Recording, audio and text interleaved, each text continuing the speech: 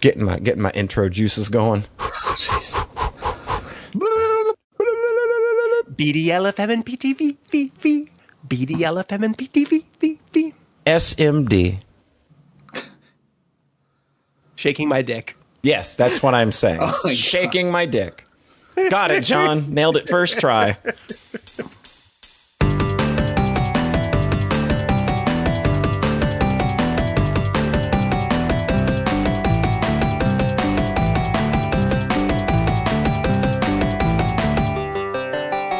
And we are back, refreshed and ready for the first time in 12 years that we've been doing this, actually, because for some reason it just never dawned on us at any time that we could just record 2 days of podcasts over the course of 2 days. And no, Oh my God. let's spend 8 hours recording it every time. Let's do that 11 times in a row before we finally, get with the program. We're real smart. Just that they kept getting at the start. It did make sense. It's like, oh, it's an hour and a half. Let's do 2. Sure. Now it's 3 hours. Now, yeah. Okay. I remember last year's lasting into around 7:45 p.m. and thinking, Oh my God. oh, we've really got to change how we do this. Yeah.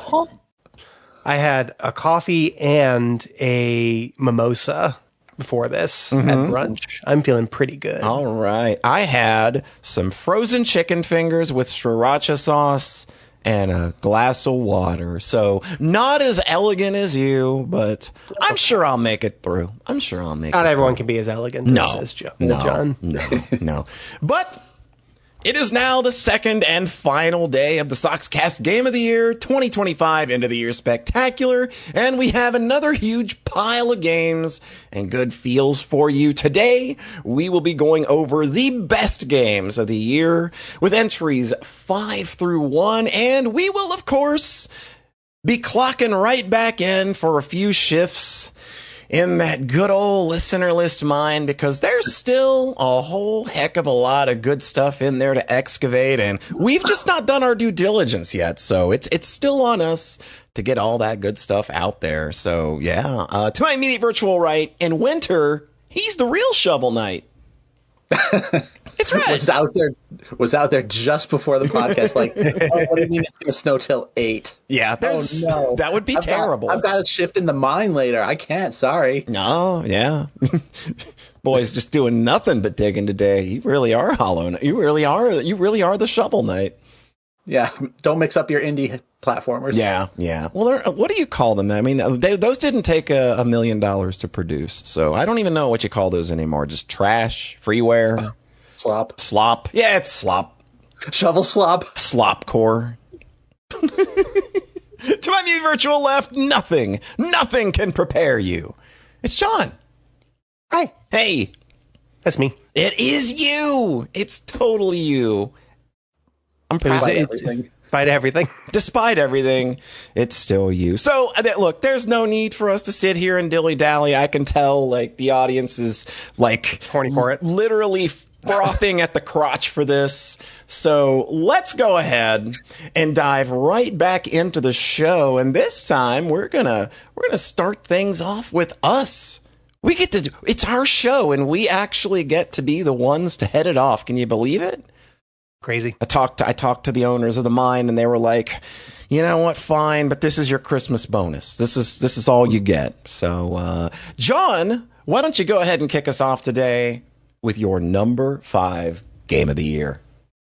So, the format that I'm most married to, that I'm most singularly devoted to in games is probably RPGs. Mm-hmm. And the number of RPGs each year kind of goes up and down. There's 1 year, I'm looking down my list, and 2022 was 8 RPGs out of 10. So many RPGs.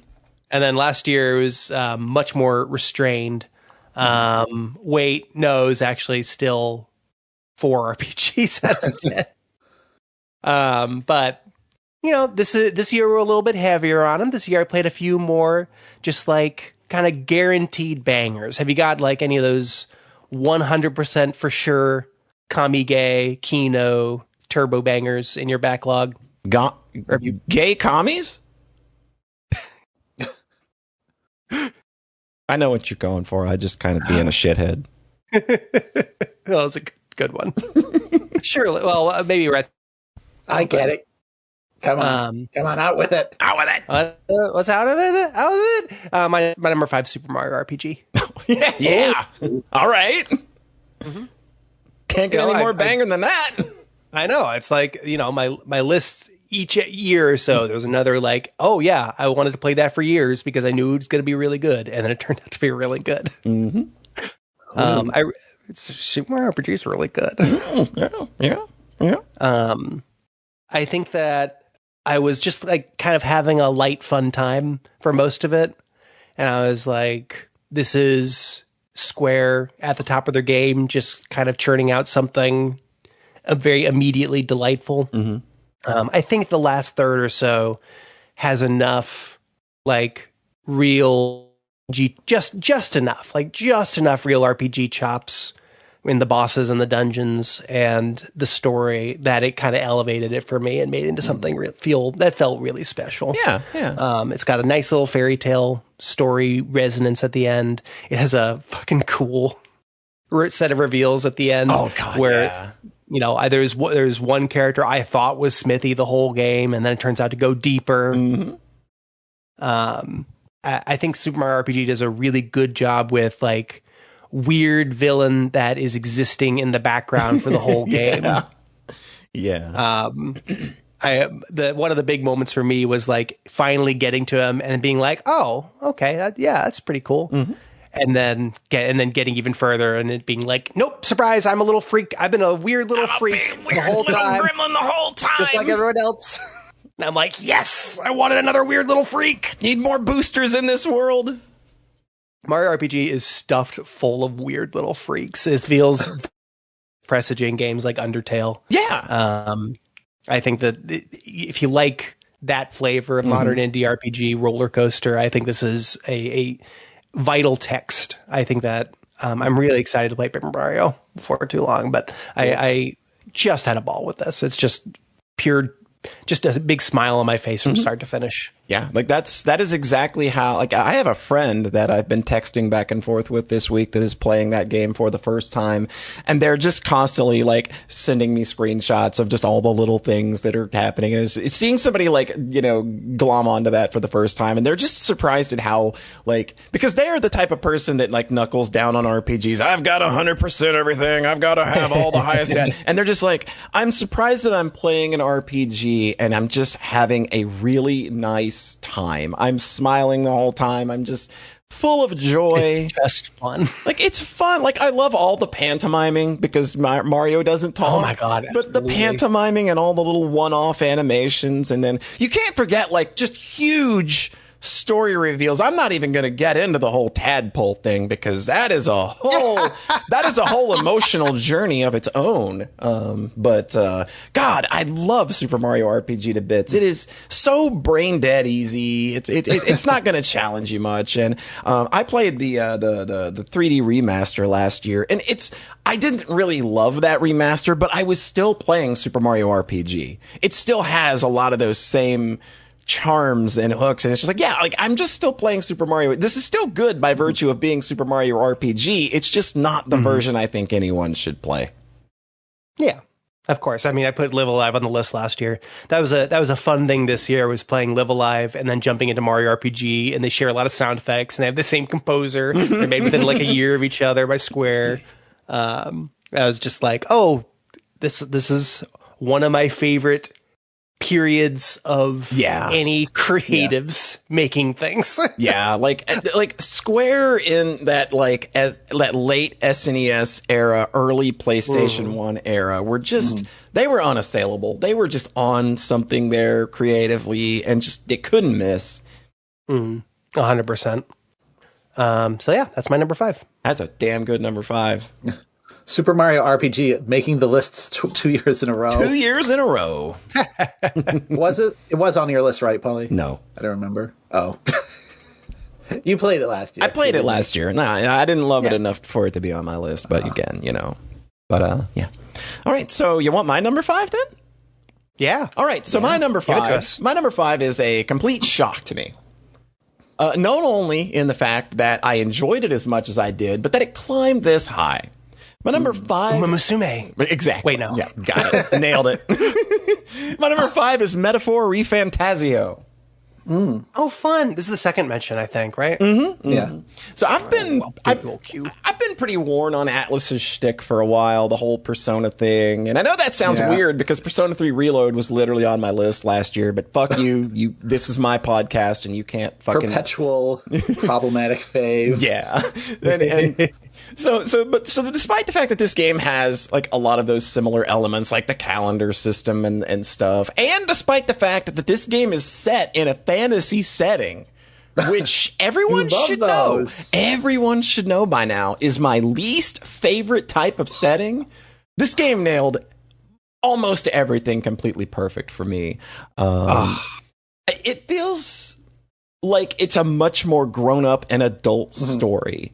It's more akin to something like Shin Megami Tensei minus all the weird occult stuff and demons and end of the world stuff.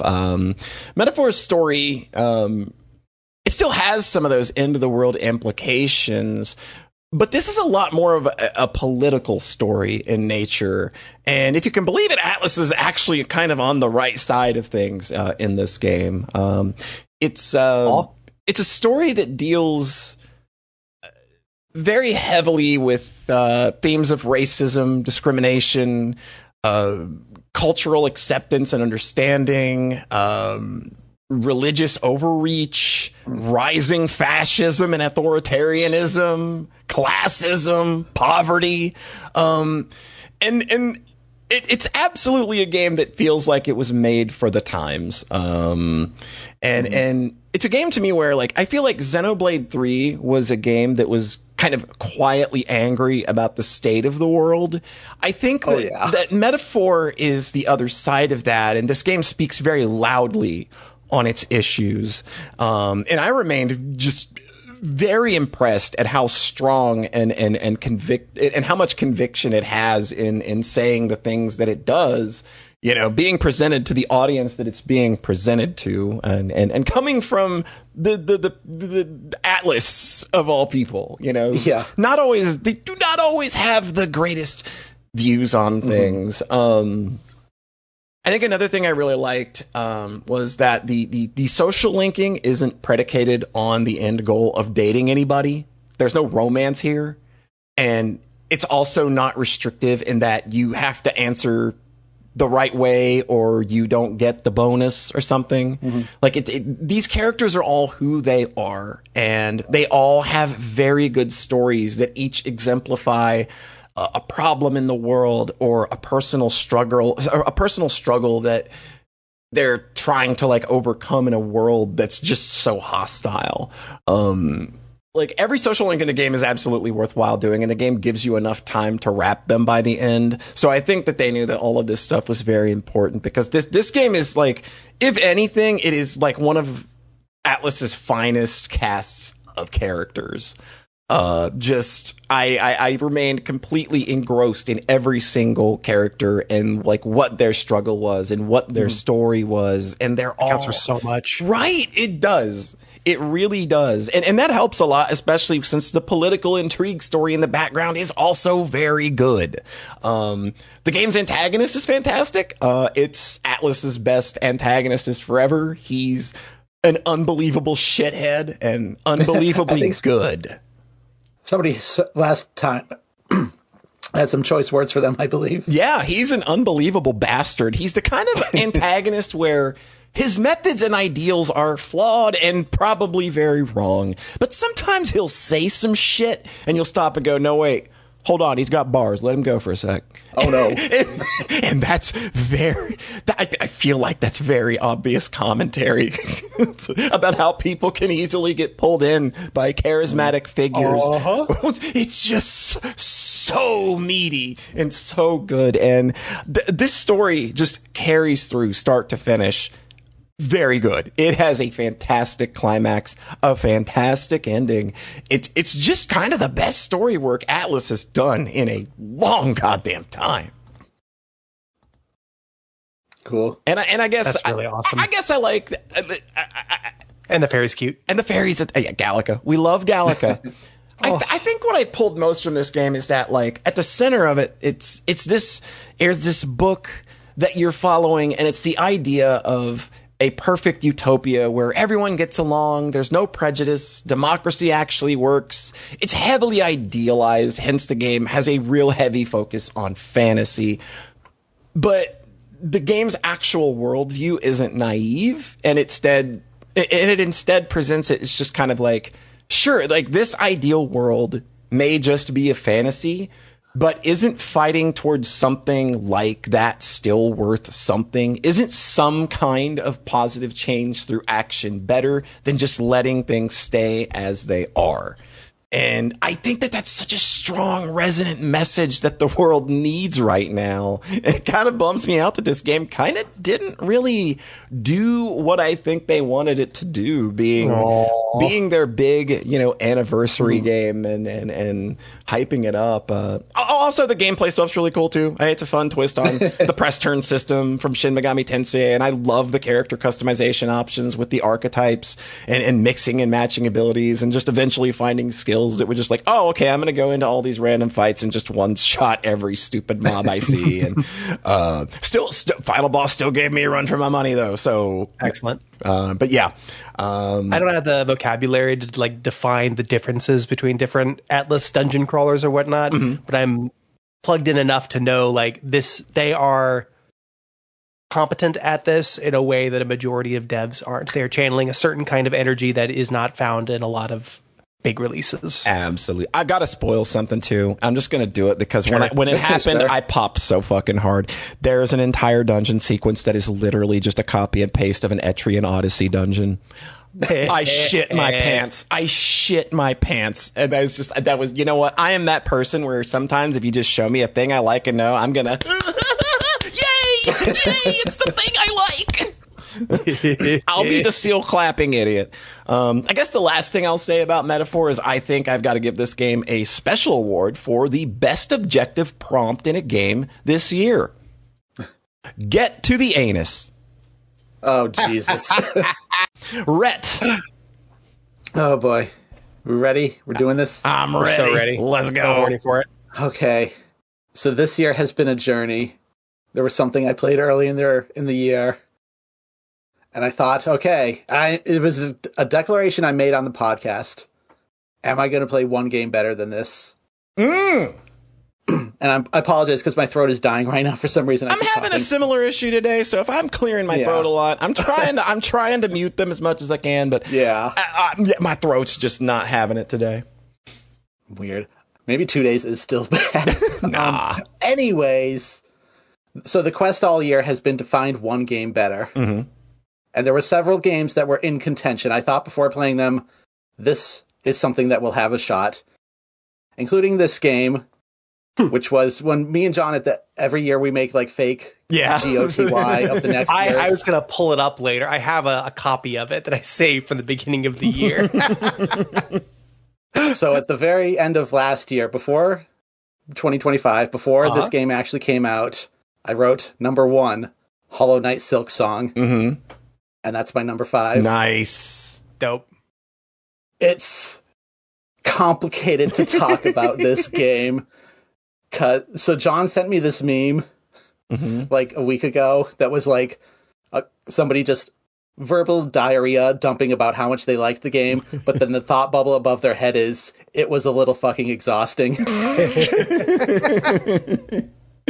not wrong.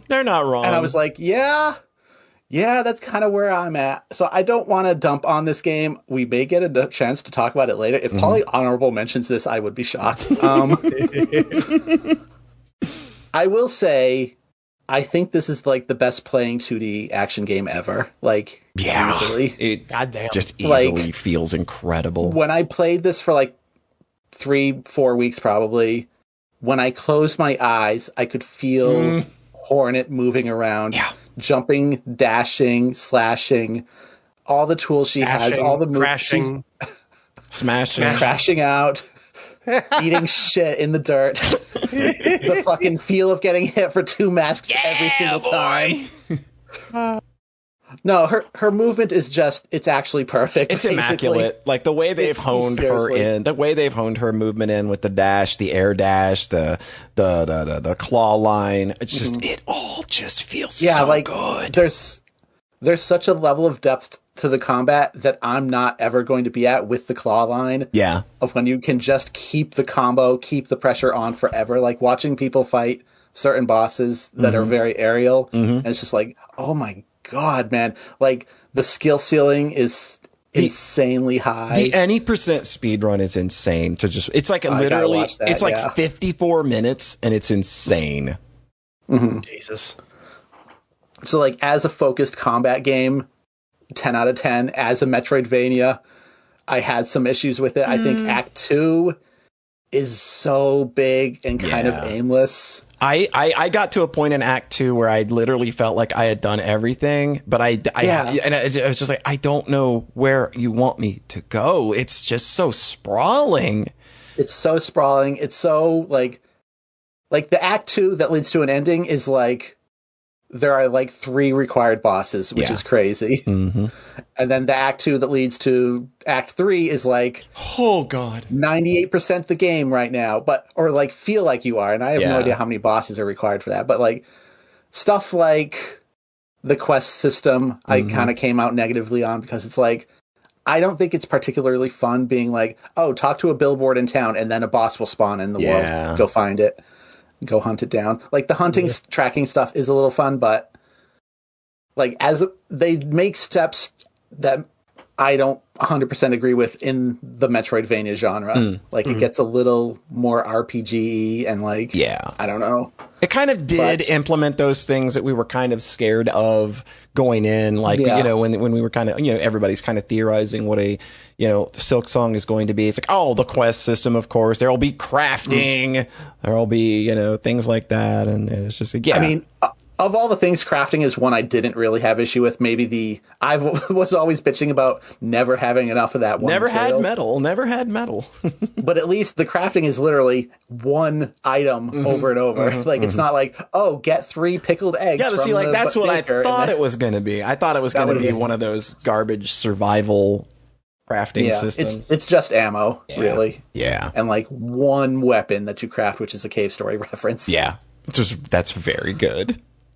Yeah, and then Act 3 is like, hey, you did all this stuff for a little bit more content. Like, I felt like maybe the pacing... Okay, for a 50-hour Metroidvania, the pacing could have been better. Yeah, for sure. Like, you went into this telling me, like, this is going to be the most indulgent game ever, and I'm so here for it. Yeah, it is indulgent. It's so stupid because my brain, though, goes, I would have gone further in a few places. I would have redone more of the map for Act 3.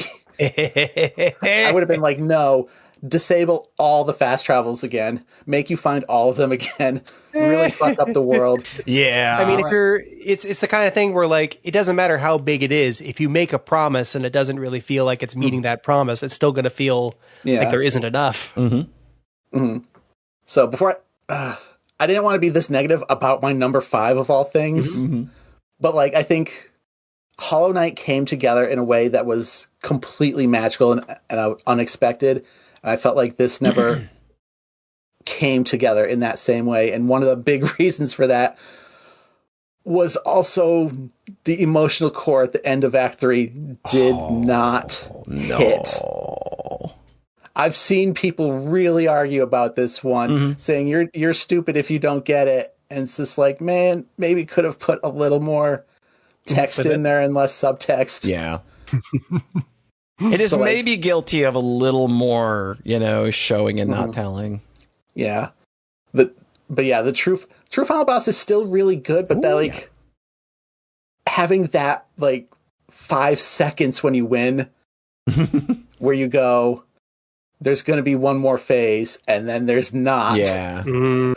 For that to like be such a defining moment to the whole game is so tragic. It is. After 50 hours to leave you hanging in a weird way like that. And then the ending is super short. Like, I mean, that's Hollow Knight though. All of their endings are literally like 20, 30 seconds long. I saw a Reddit post that was like an extremely detailed breakdown of what happened to every character in every scenario after the game. like based on Act 3 stuff. Oh, that might have been nice in the and it game. felt so much more cathartic than the actual game's ending. I was a little frustrated. Like, if anything wanted to be indulgent and do the whole walk around the world and talk to every NPC, this is the game that could have done it. This could have done it. They could have just cut it to only the main towns, just have like a transition. Yeah. I wanted to see everyone again at the end. Yeah. After everything that Hornet goes through to save them. But it plays really well. The bosses are really fun. First Sinner, holy shit. Yeah, one of the best. Like, that's the best boss I fought all year. That's probably the best boss in the game. Yeah. And it's optional. It's not even Act 3. It's just optional. You can just go there and find it. The choices of where content is placed and if you have to do it or not are puzzling at times. Yeah. And a lot of the times, bosses do not really reward you with anything. The commitment to the bit of, like, what drops money, what drops items is very not video gamey for sure. Sure, yeah. Like the way Sister Splinter, you can actually just go around and get the item. Yeah, that's really funny. It's not, oh, you have to kill this boss to get, the grappling hook or whatever it is. It's just, oh, there's a boss near an item. Yeah. You could just go the other way if you want. Yeah. It's puzzling. It's really interesting. It's a lot of interesting choices in that game. I do think a lot of the Act 1 bosses were better as well. I kind of agree. Like, there's some big showpieces early on that I was like, yeah, I'm really into this. And then there's a lot of, like, humanoid knights towards the end. I'm like, okay. Oh, this is a Dark Souls 2 Dark Souls effect. It felt like I was just scraping this game for content. Yeah, this is a hell of an honorable mention you're doing here, Rhett. This is my number 5. Okay, I think that's it. It's a great game that is flawed. It was not making the climb to... I thought about honorable mentioning this. Woo! Like, this was the most contentious game to place on my list by far. It was at number 5. It was at number 10. It was honorable mention, but there was really nothing that I could justify putting it above. Taking it off the top 10 entirely. Sure. It sounds a little like my Trails to Azure entry. Yeah. Like, the smart people can criticize Trails to Azure for what it is. Yeah. So, Hollow Knight Silksong, it's a great game. It's, for me, Hollow Knight 1.5. Not Hollow Knight 2 with whatever that would bring. That makes sense. This was probably like talking this through is a necessary thing. I think. Yeah. I think all of that makes sense. Yeah. All right. You got your punch cards ready, y'all? We going back in? We going back in? All right. Boop, boop, boop. That's the sound of the elevator. Bringing us down to the mines. Down to the mines. We're going back in. So, John, I hear you've got the first guest list of the day. Oh, I've got that first guest list of the day. I've even got it pulled up right this second, so I could have started reading it. Yeah, it's not like you're pulling it up right now and navigating to it in Explorer or anything. This is from a Flat Cap. Thank you so much for sending in a list. Hi, Cappy. Hello, socksmakepeoplesexy.net. This is a Flat Cap. I have a Christmas party to get to, but I've been compelled to submit a Gotti list for y'all. Given that it's a top 3 list, I've only finished 3 games. I am hopeful I can accomplish this task with some brevity. And yes, I will be timing myself. I have also included honorable mentions. Top 3 games. Number 1, Disco Elysium. This is a replay, but I streamed it, so I'm counting it. Disco Elysium is honestly the best written game I've ever played, and it damn well should be, since it's essentially the offspring of a CRPG and a book of literature. The authors very clearly draw from their experiences from post-Soviet Estonia to create a compelling detective story in a rich and deeply political world that I would call alt-science over science fiction. However, the heart of the game lies in what it has to say about finding hope in a seemingly hopeless world. For all the Harrier Du Bois of the world, ask yourself... hey, where are my Harrier Du Bois in the house? Where's my hairy boys at? Where are my hairy boys at? Ask yourself if just because times are dark, does that mean the stars should go out? Persona 3 Reload. As someone who should be paid by Atlas for the amount of advertising I do for their games, albeit to an audience of 2 people most of the time, the inclusion of this game on my list was somewhat inevitable. I will say that of the 3 Persona games I played so far, this one was probably the most effective in asserting its theme, and as a chronically depressed person, I took its message to heart. This is the most apparent in the fact that I have gone outside and finished only 3 games this year. But I do appreciate when a story embraces the thematic threads it wishes to pursue and explores them fully, and Atlas did so tremendously in this classic game. Speaking of classic, I have never played the original, but I thought the game played well mechanically, other than the DLC, which was slightly overtuned. Number 3, Baldur's Gate 3. This is the only game I played off stream, and I'm glad I did, as otherwise I wouldn't have gotten through it in a timely manner. The scale of the project and the character-driven stories from your party are probably my favorite about this latest trip for the Forgotten Realms, as the main plot is pretty standard fare outside the baubles of high fantasy that decorate it. However, as someone that adores high fantasy most of the time, it did an incredible job of getting past that and breathing some life into the genre for me. Honorable mentions: Of the Devil. Lawyer games are tricky for me, given my chosen profession. Call date June 20, 2025, by the way. I tend to not judge them based on their ability to accurately include the drudgery that comes with any profession, but rather than what the game wants to say about the law and being a lawyer. While I haven't completed Of the Devil Episode 1 and Episode 2 remains on the horizon, I think it hits this mark quite well, while also engaging with the themes and implications of its cyberpunk setting quite well. However, by hits this mark, I don't mean necessarily that the characters are good lawyers. No, they're deeply flawed lawyers who are written well. That being said, I would recommend that D.A. Emma Rockford read R.V. Stinchcombe, and then she lists like a bunch of like lawyer laws and numbers. Very good. 13 Sentinels. I can't tell you if I like it yet. I still need to figure out what's going on, but isn't that the charm? Silent Hill F. I really want to get back to this one, as I like the premise a lot, but I haven't had a chance. In conclusion, it took me roughly 40 minutes to write all this. I hope you enjoyed my contribution and that you have a wonderful new year filled with wonderful artistic games. Thank you, Flat Cap. Thank you so much for writing in. We appreciate you. She told me that I need to call her out right now. I was given permission to do so. I need to expose somebody because there is something very important missing from her list that it's a huge omission, and I'm wondering if it's maybe someone trying to hide an addiction. This bitch has 400 hours in Uma Musume. I have a listener list from Banshee Neat. Banshee, that sounds really neat. They say, hello, I literally just started listening to the podcast yesterday, and this sounded like a fun idea. Here are 3 games in no particular order that I played this year. Number 1, Toho Fujinroku Mountain of Faith, aka Toho 10. Toho Luna Nights is one of my favorite games of all time, and I felt like it was about time to finally try to beat one of the actual official games in this series. With the consulting and coaching of a friend who's a lifelong Toho fan, I was able to beat this game at a normal difficulty and had a blast doing it. This game has several mechanics that make it the most beginner-friendly of the mainline series, but I still busted my ass for months trying to beat it. I still don't have the 1cc run in me, but I feel close. That makes sense. That is the game that I recommend to people starting. I know a lot of people say EOSD, but I throw everybody that I've thrown this one at first has gotten into Toho afterwards, so I think it's the better starter. Number 2. The line about what...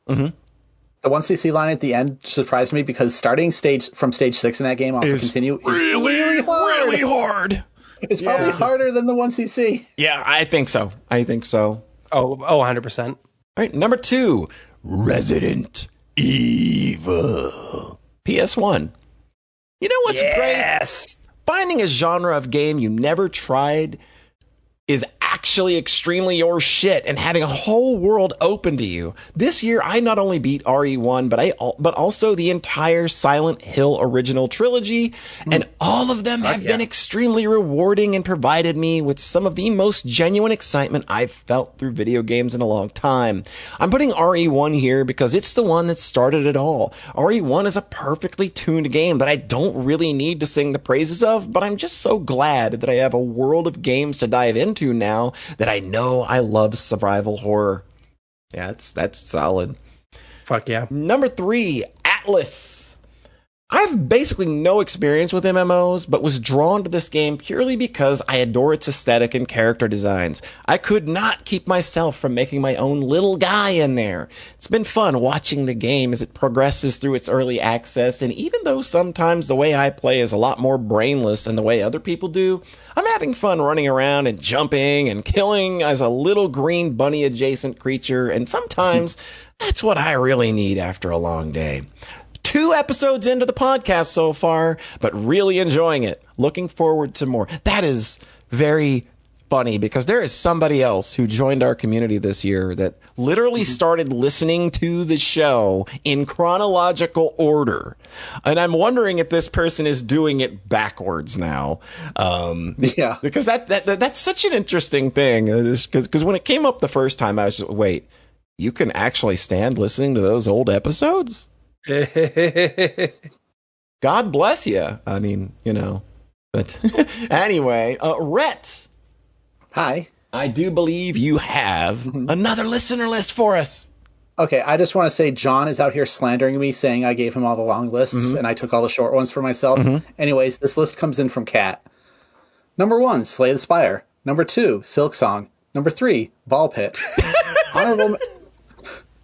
Honorable mention, Ghost Recon Wildlands. Not worth full price, but good lord, I got it at like 85% off and it was so worth it. I was going to make a mountain goats joke here because Wildlands has goats in it, but I can't be asked to actually write anything out. Also, hi, it's Kat. Hi, Kat. Hi, Kat. We love you, Kat. God, the slander John throwing at Rhett here. Rhett, I understand. You're lucky that we've got an audio list coming up to help you rest those delicate vocal cords of yours. You really deserve it. All right, who's ready for another audio list then? This one comes in from a familiar face, and I have been told to just expect something of it. Oh, boy. This comes in from our good pal, Jessica. So let's get ready for Jessica's list in 3, 2, 1, go. Tonight on G4, Adam Sussler loses his marbles on a new X-Play. Tommy Tallarico gets ousted for plagiarizing his reviews on a new electric playground. And up next, Jessica gives her Game of the Year picks on a new Cinematech. Here on G4. Oh my god.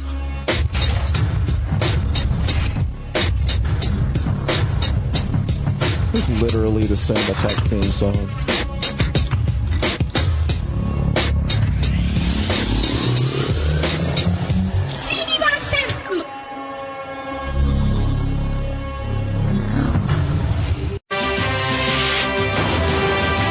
シューティングゲームここに極まるスーパーファミコン第1弾グラディウス3好評発売中 After dipping my toes into the genre, I finally became a full-on fan of shoot-em-ups this year, thanks in no part to Gradius 3. With eye-popping visuals and amazing soundtrack, with a fair difficulty curve that isn't easy but never feels impossible. Gradius 3 kept me hooked from beginning to end. The satisfaction I got from getting further each run helped me gain an appreciation for games of this genre and opened me up to more titles. A little bit at a time at least. Boy Advance 僕らの力はバトルの中で目覚める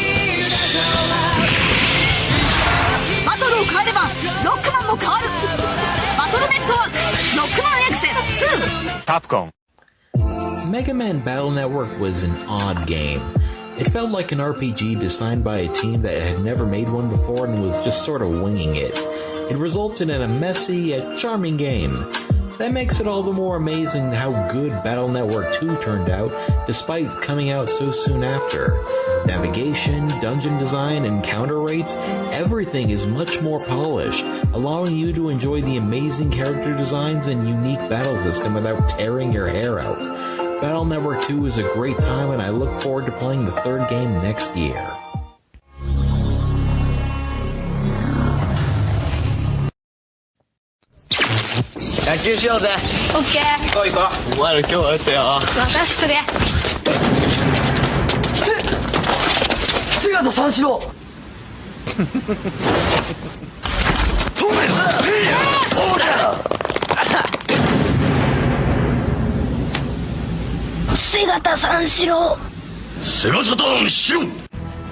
This year, I finally decided to heed the words of the wise Segata Sancho and purchase a Sega Saturn. What I got was a fantastic system with amazing titles, from the high-octane racing of Daytona and Sega Rally, the tight combat of Fighting Vipers and Virtua Fighter 2, the satisfying sharp shooting of Virtual Cop and House of the Dead, and of course, the best versions of Mega Man 8 and X4. With so many amazing titles, I couldn't simply choose one, so I'm giving my number one Game of the Year spot to the Sega Saturn itself.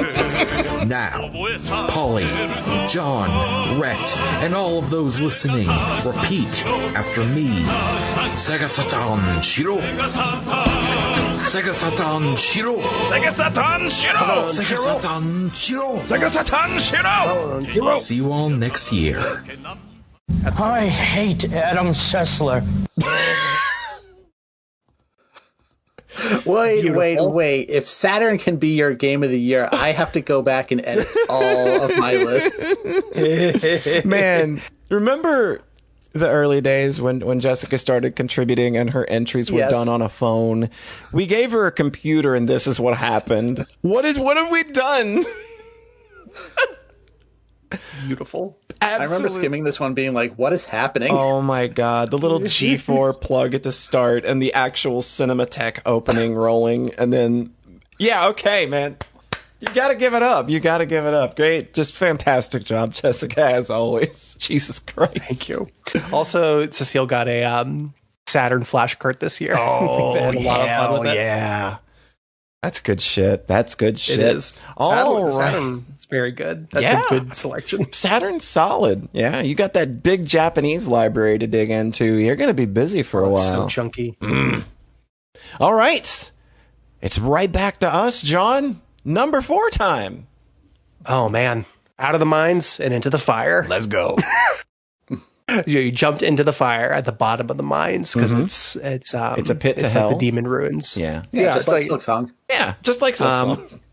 So a month or so back, I had like a fun Steam game binge where I played a bunch of random $5 to $15 games had been on my radar. I played a bunch of them that I really, really liked, like Ooh and a Leckhead. I thought this was going to be Ooh right now. Ooh. I know. And those were bangers. I liked Time Flies, came out this year. I liked RZ. Oh, RZ's so cute. RZ's so cute and good. I finally played It'll Do after 10 years. It'll do, baby! But there's one that just really kind of stuck out to me that I really, really liked. And that one's Leap Year. Oh. Yeah, I was really expecting Ooh here. Ooh was really good. Leap Year felt just like, it felt a little bit fuller. Ooh was just like, everything there was perfect, but it felt just like that teensy bit thin. Leap Year felt like a full puzzle, a full journey. Right. There's just a couple points where I really had to kind of think and puzzle things out. This one's just a straight banger. It's by Daniel Linson. It's monagore.itch.io. Leap Year, it's $5. It's just an adorable platformer. You start at the start of the game, you jump up in the air and then you fall 2 blocks and then die from fall damage. Oh, good. Yeah. And that is the beginning language of the game, is like, okay, well now just navigating is a little bit of a puzzle because you can jump, but you can't just fall back the same distance or you'll die. So the whole game is about just like puzzling out how to navigate the world with the movement options you have access to secretly from the start of the game. Yeah. And then realizing there's way more going on than you know at the start. Yep. It's a Metroidvania in the same way Ooh is. Yeah, I like that. I like that term because this is like, I looked at this and Ooh specifically as two that I think I really want to have a real good go at. And you know what's the best part? Go ahead, Rhett. I played this in one single session. Oh, nice. Yeah. It's chunky. That's still a chunky session, or you're just much better at puzzles than me.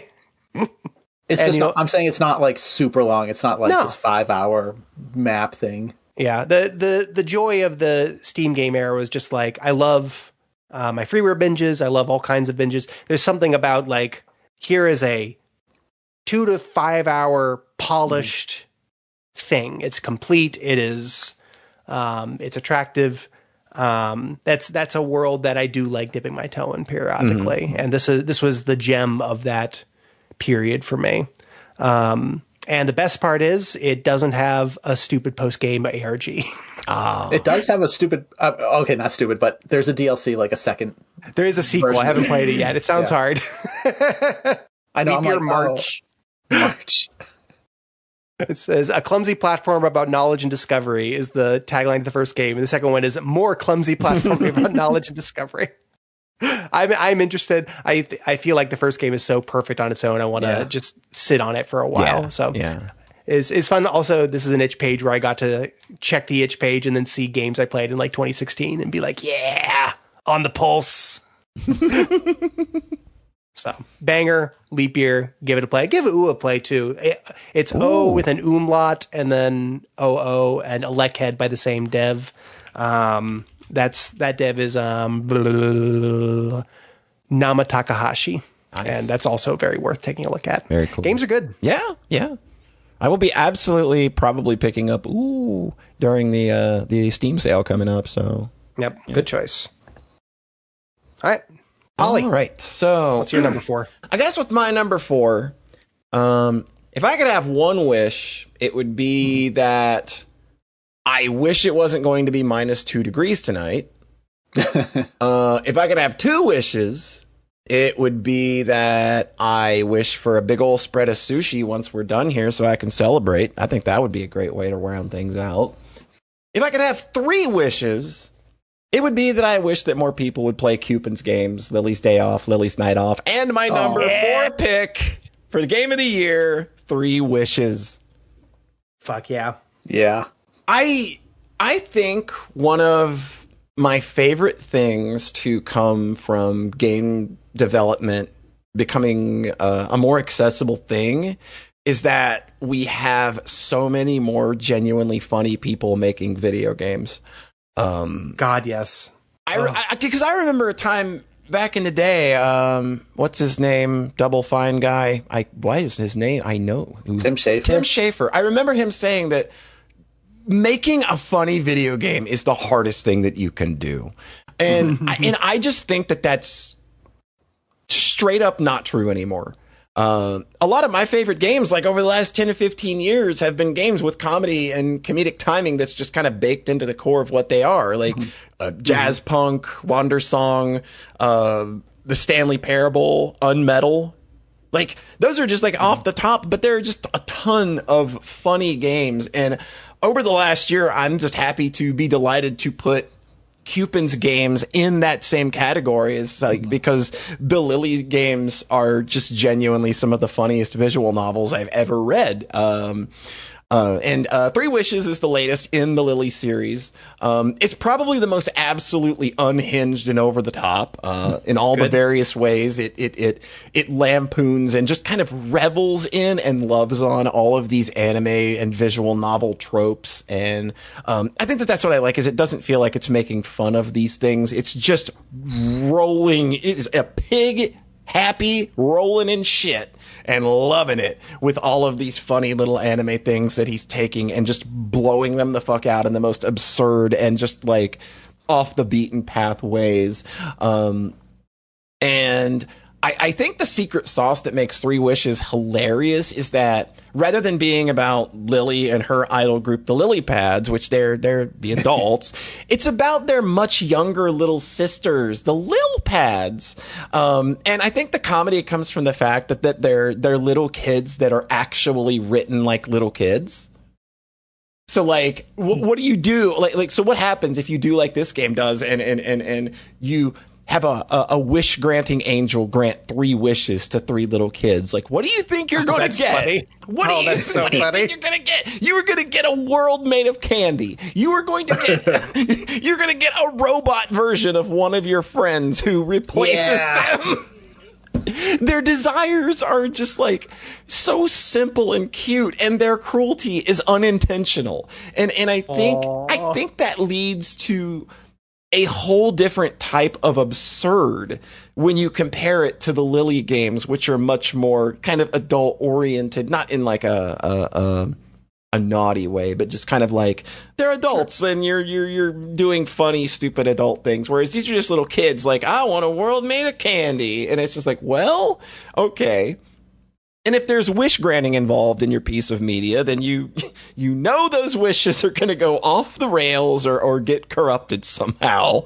And that's where all the hilarity lies in this game, is that like every route is 3 wishes, and you just watch like the first wish snowball into the second wish and snowball into the third wish. And there's like 16 or something routes of that. Oh, okay. This game's huge. This game so there's more than 3 wishes. There's like 40. There's a ton of wishes. Like every route you do is 3 unique wishes. And so it's just like, and the production value of this game, like if you just go like look at the tray, it's insane. Like it looks, it's gorgeous. It looks like no visual novel I think that you've ever seen. It's so like, and he hand animated everything and then like rigged it up in Unity. He did some dev streams that were really, really fun to watch all that come together, and how he like lined it up on the editor and in stage, where it's fully 3D environment, but it's presented, like a 2D visual novel. It's just very, very cool.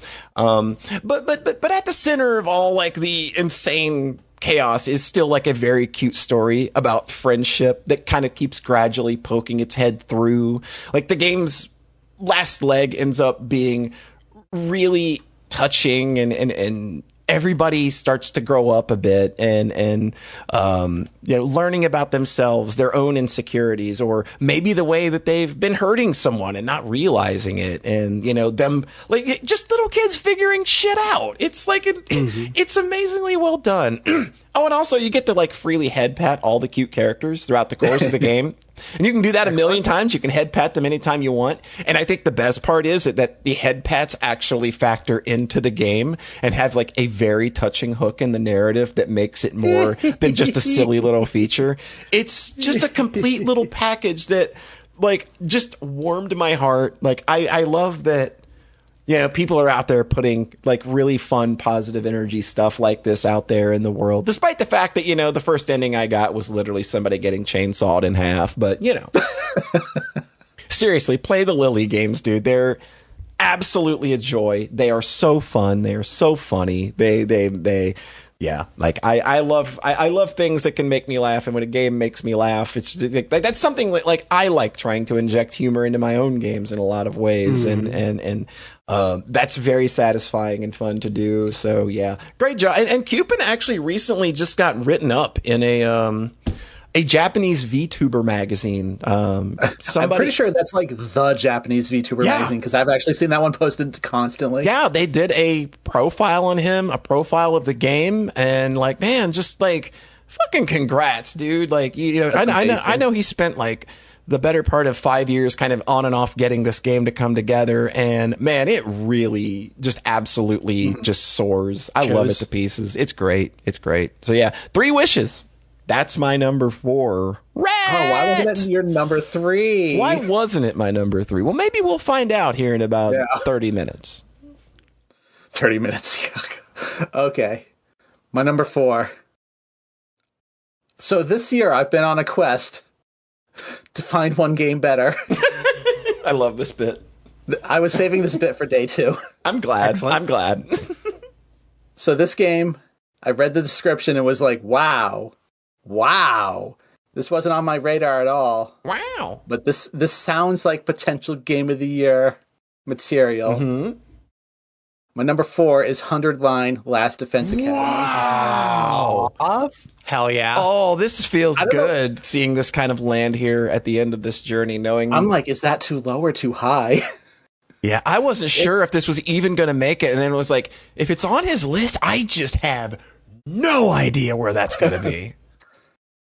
I mean, yeah, these were hard to place, for sure. Edging out Silksong of all things. Yeah, that's fucking crazy.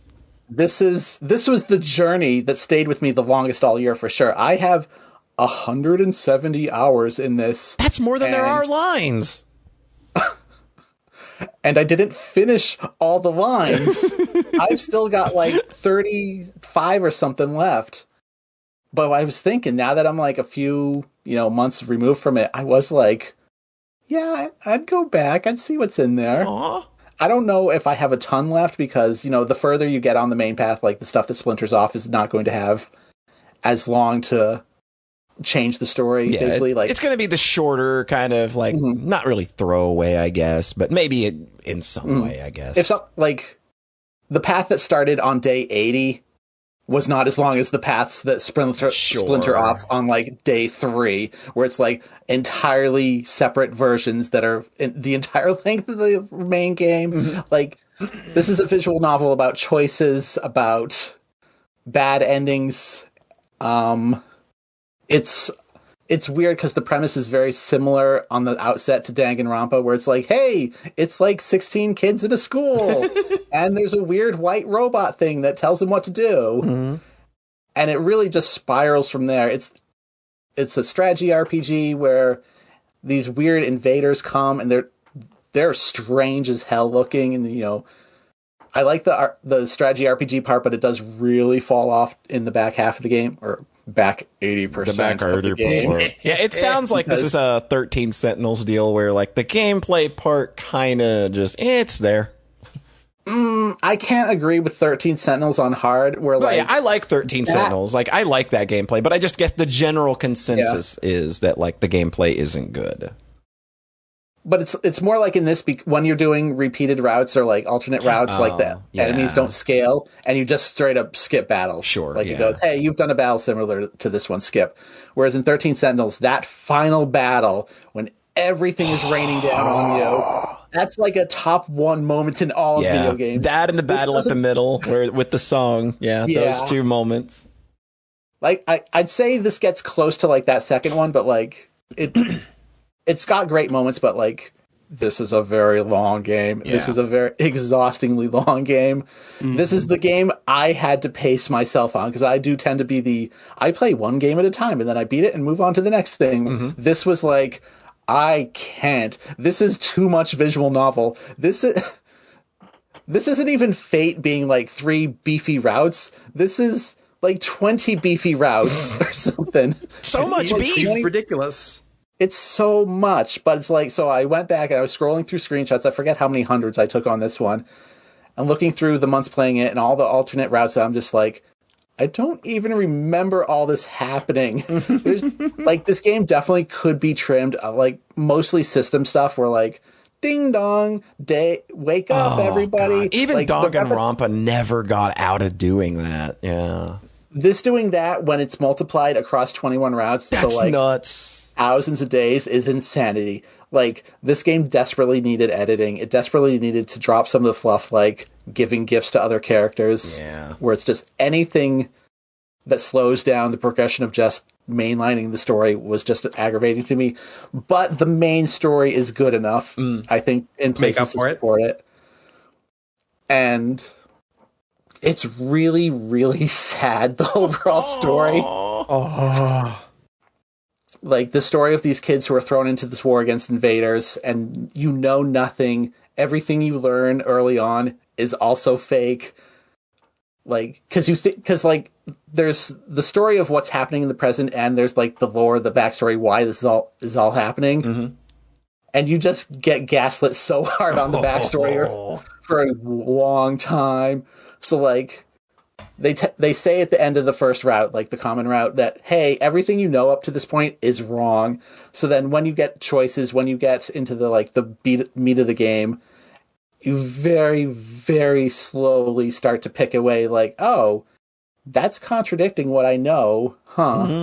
So like, by the time I finally was like, okay, I've had enough of this, I'm gonna mainline the true route, like, nothing in there was particularly surprising. I'd like kind of pieced together how fucked up the situation that they were in was actually. And I don't I've talked about this where the true ending is so definitively the true ending, where, you know, the unique final boss, the unique scenario there, the credits with, I think there's a song or something, the way it says like the end and like doesn't kick you back to the timeline afterwards, which every other route does.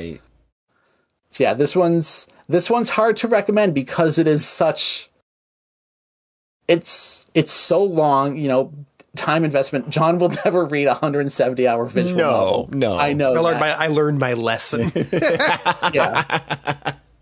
But I think this is just such a fascinating experiment in storytelling. Oh, absolutely. Sure. It seems just crazy. It's such an undertaking to do something like this. Yeah.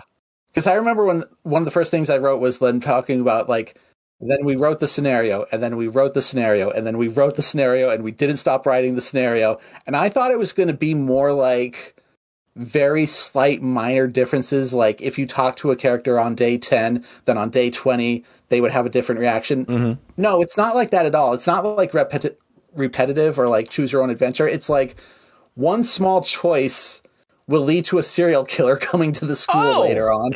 Okay. It's like the branches go hard in different genres. Like it's also like a genre play where like there's a romance route, there's horror routes, there's, you know, science fiction routes, there's there's a comedy route. That's the one I was like, okay, I'm not here for this right now. Sorry. Yeah. Because I don't think you learn it. Like people were like, oh yeah, to understand the comedy route, you have to do everything first because it's lampooning the rest of the game. Oh, geez. I'm like, why is this? There's just so much here. Yeah. But yeah, the core main true ending was really good. So that's kind of why it landed an ending for me for sure at the 11th hour. Where, yeah, until that, I wasn't sure how I felt about this. Because it was like, I've sure put a lot of time into this. Are you going somewhere? Yeah, 100 Line Last Defense Academy. I think it's the best game that came out that day.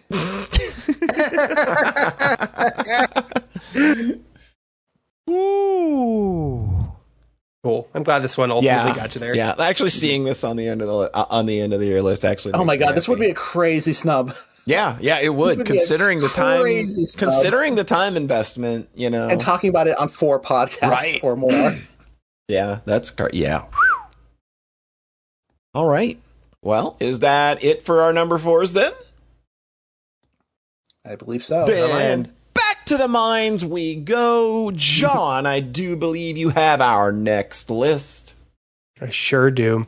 This next list comes into us from Ghosty. Hey! Hello, Sockscast. Welcome to the Ghosty Cast. I am your host, Ghosty, and today I will tell you all about video games. While I haven't actually played many video games this year, it's been a tricky time, but I have for you a list of bangers all the same. Phantasy Star Online Blue Burst. Perhaps unfair to put this on my list when it's something I've played in the past, but it's been a very long time, and coming back to it about a year ago and mostly sticking to it has been a good time. See, it's been hard for me to get into any new games at all this year, so it's been very nice to rediscover this familiar thing in greater depth, to just have it there to come back to. I also want to say it's all the Sayara's fault for Streaming. A bunch of us followed Sayara into this thing, so thank you for that, and thanks to those who played with me. That's sweet. Plus, by Polly. Did you know our beloved Polly makes great little games? Well, she does, and this is one of them. Plus, is a little score attack game just like Numlock, where your job is to pop all the things as fast as possible. More gamepad friendly and more addictive than its predecessor. Can you beat my score of 622? I believe we got a returning number 1 here, or a recurring entry, Excised by Chris. There it is. So I've kind of seen this game brewing for a long time in the Game Dead channel, little screenshots of Chris trying things out, and it's just looked like a cool thing for most of that time. So when release came, I was already interested and wanted to check out this game. I've never played a bump combat game before. I've seen playthroughs of Ys 1 and 2, Faerun, and maybe some other thing, so I see where it's pulling from, but it was difficult out of the gate, me not so good at action games, even though the game introduced new obstacles in a very gentle way. I was playing this with a gamepad, and at some point I simply had to give up. I tried coming back at it using my arcade stick and tried turning the various difficulty knobs, and both of those things helped me enough to get on my feet and start making progress. It took me nearly 10 hours of chipping away at this allegedly 2 to 3 hour game, but it was worth it. I got to see all these cool new fellas, hear awesome tracks, read spooky little vignettes that made me feel bad and a little confused. The bosses were very cool and satisfying to beat, but the very last leg of the story ties everything together in terms of both gameplay and story is just so damn cool. There are things I could nitpick, but I love this game and it delivers far beyond anything I had imagined. Wonderful piece of art. I cried at the end.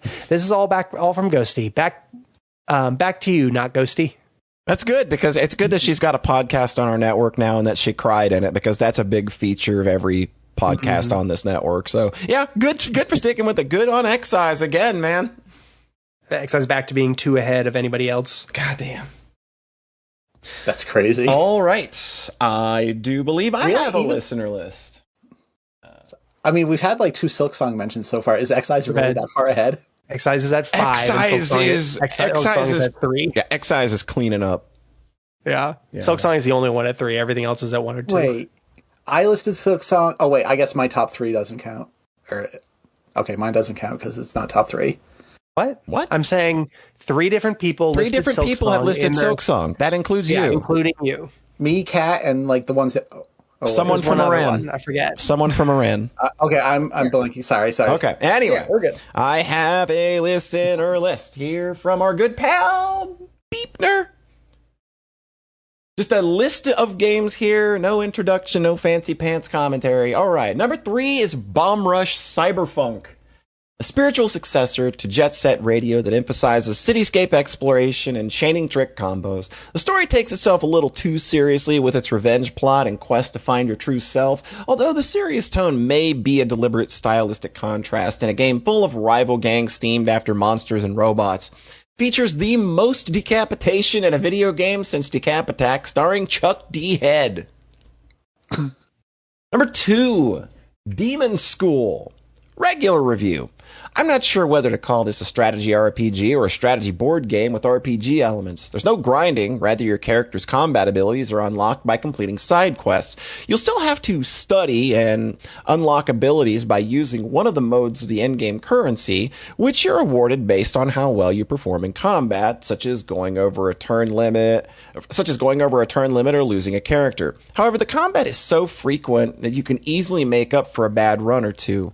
The story is goofy, irreverent, and referential, leftist, and while not thematically queer, there are numerous queer characters. I haven't quite finished it by the time of this writing, but Demon School gets brownie points since I didn't expect it to actually release this year. Yeah, they literally 1 week prior to release, and because of Silksong, pushed their game back 3 months.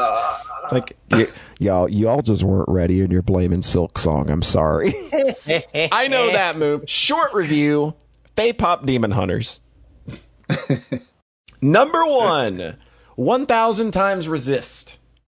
Ooh, another mention. As I write this on the eve of the submission deadline and think on how I almost didn't have enough games to write about this year, I realized that 2025 was my year for games about fascism or the apocalypse. While that's a pithy assessment, I'm forced to consider what I have to say about 1000 Times Resist that people smarter than I haven't already said. Briefly, this walk and talk adventure come kinetic visual novel is about how you can't change the hand you're dealt, but you're responsible for the choices you make and how they affect the generations that come after you, even when you feel like you have no control. Despite all the bad feels that this game assaulted me with, it actually felt pretty hopeful by the end. Firmly recommended. Yeah, it's another good, I agree on all points review of good old 1000 Times Resist there. Rhett! I hear you got a listener list. What you got? This comes in from Dari. Howdy, y'all. It's your boy girl, Dari Skitty Dreamer. I hope you're all doing good in spite of, gestures at general state of the world. Number 3, Lego Party. Really great thing I've been playing with my sister and cousin. Mario Party really needed a challenger, and I think Lego Party stands above. Number 2, Secret Little Haven. If I played this way earlier, I would have examined my love of Envy, Full Metal, and Chrono Soul Eater, and come to a realization way faster. Number 1, The House in Fata Morgana. Woo! Fuck yeah.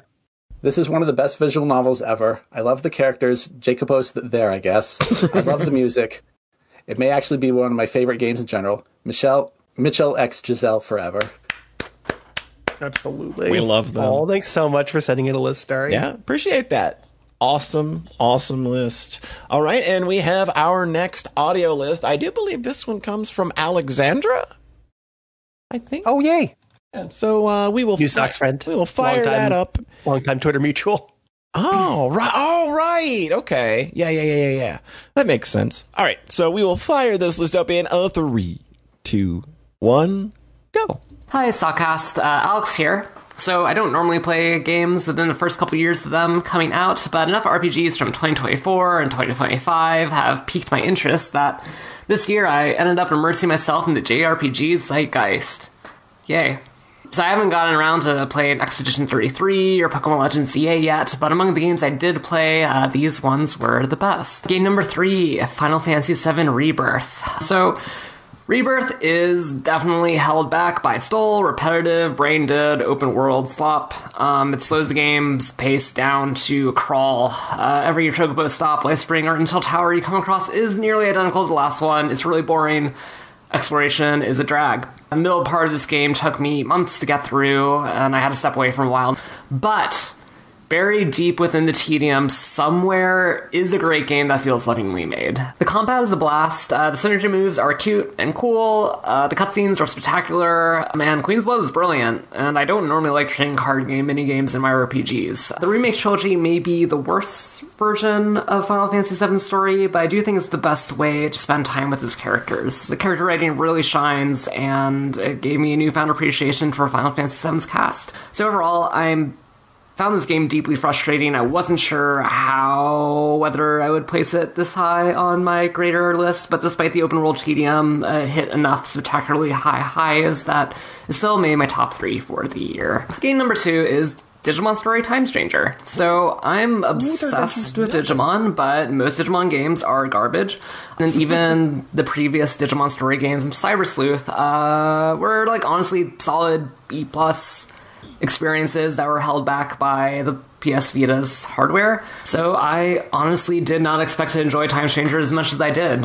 I really enjoyed a lot of the environmental design. It's not something I normally gush about, but a lot of the interior spaces are just well composed and detailed, and some of the towns in the game are really lively and feel vibrant. Monster racing and combat have been refined from the Cyber Sleuth games that preceded it, and while most of the bosses follow a very predictable pattern, enough of the boss fights were memorable and clever enough that I overall feel warmly about the gameplay. The story was unassuming at first, but by the middle of it, it had me hooked. You can also ride your Digimon, which is delightful. So the game is really close to achieving greatness, but unfortunately it definitely fumbles the climax in a number of kind of bizarre ways that left me feeling mixed at the end. And while the girl character designs aren't as offensive as they were in Cyber Sleuth, and there's only so much you can do with the pre-existing feminine Digimon designs, overall I still didn't appreciate the over-sexualized female character designs in this game. As soon as Catsup is dumb, there's a time, place, and way to be horny. Believe me, but this was not it. So beyond just being a good Digimon game, Time Stranger was just a good game. But you know what's even better? Game number 1, Metaphor Refantasio. Hey, yeah. Fantastic combat and class progression systems, gorgeous art style, banger of a soundtrack, incredible story. It made me yell at my TV screen. Count Luis is in it, and he is easily the most compelling villain I have encountered in most of anything in recent memory. Almost everything I have to say about Metaphor is positive. Even though I admit that, in the initial hours of the game, the party members you start with feel a little dry, they grew on me quickly, and later additions to the party spice things up. Stroll is my bro, June is my waifu, fight me. Basing an RPG around what is effectively a presidential campaign is a refreshing concept. Many critics have dismissed Metaphor's theme as simply being just that racism is bad, but I actually think the game's a little bit deeper than that. Could I write an essay about how Luis's idea of individual equality is based on Thomas Hobbes' misguided understanding of the pre-societal state of nature as brutal, solitary, and violent? Absolutely. While Metaphor's politics are not revolutionary by any stretch, I think it is notable for a mainstream game to take unambiguous positions on numerous contemporary political themes, especially at a time when basic liberal and democratic values around the world are being contested. If nothing else, Metaphor is timely. Yes, so those are our thoughts on the video games. Thank you. Bye. Killer. Thanks so much for the list, Alex. That was lovely. Yep. That was a solid list, top to bottom. Goddamn. Absolutely. Woo. All right. Was that our first FF7R mention? I think that's the first FF7R, yeah. Cool. All right. And Metaphor and Digimon. Those are just those are like worlds to sink into for a good long time. Yeah. Hell yeah. All right, we're hitting the red zone. We are now breaching our top If we wrote 3. our lists, they would be top 3. Yes. All right, John, It's up to you. What's your number 3? So I told you this is that every year, there's always going to be like a couple, hey, here's some things in my, comfiest genre that I've been wanting to play for ages that I always knew would be good. And then I played it and it was really, really good. Mm-hmm. My number 3 is Lunar Silver Star Story. Yes. Yes. It's a fucking banger, Polly. It's a banger. Lunar. I fucking love Lunar. Oh, it's a banger, Polly. Can that just be the entry, us doing that for 10 minutes? There's a whole, I played so many fucking Square games from the 90s. Look, we all love Square. Sure, but those games feel a certain way. There is a mood, there is a tone. Yes. And this is so different. I'm so glad to have stretched outside my Square game comfort zone and expanded into, a wider array of JRPGs and even Western RPGs. And Lunar, we all played a bunch of Trails and whatnot.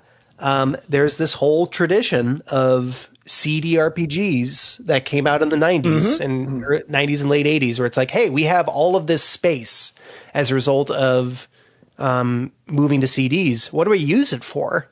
And it resulted in these games that have a ton of CGs, a ton of Red Book audio.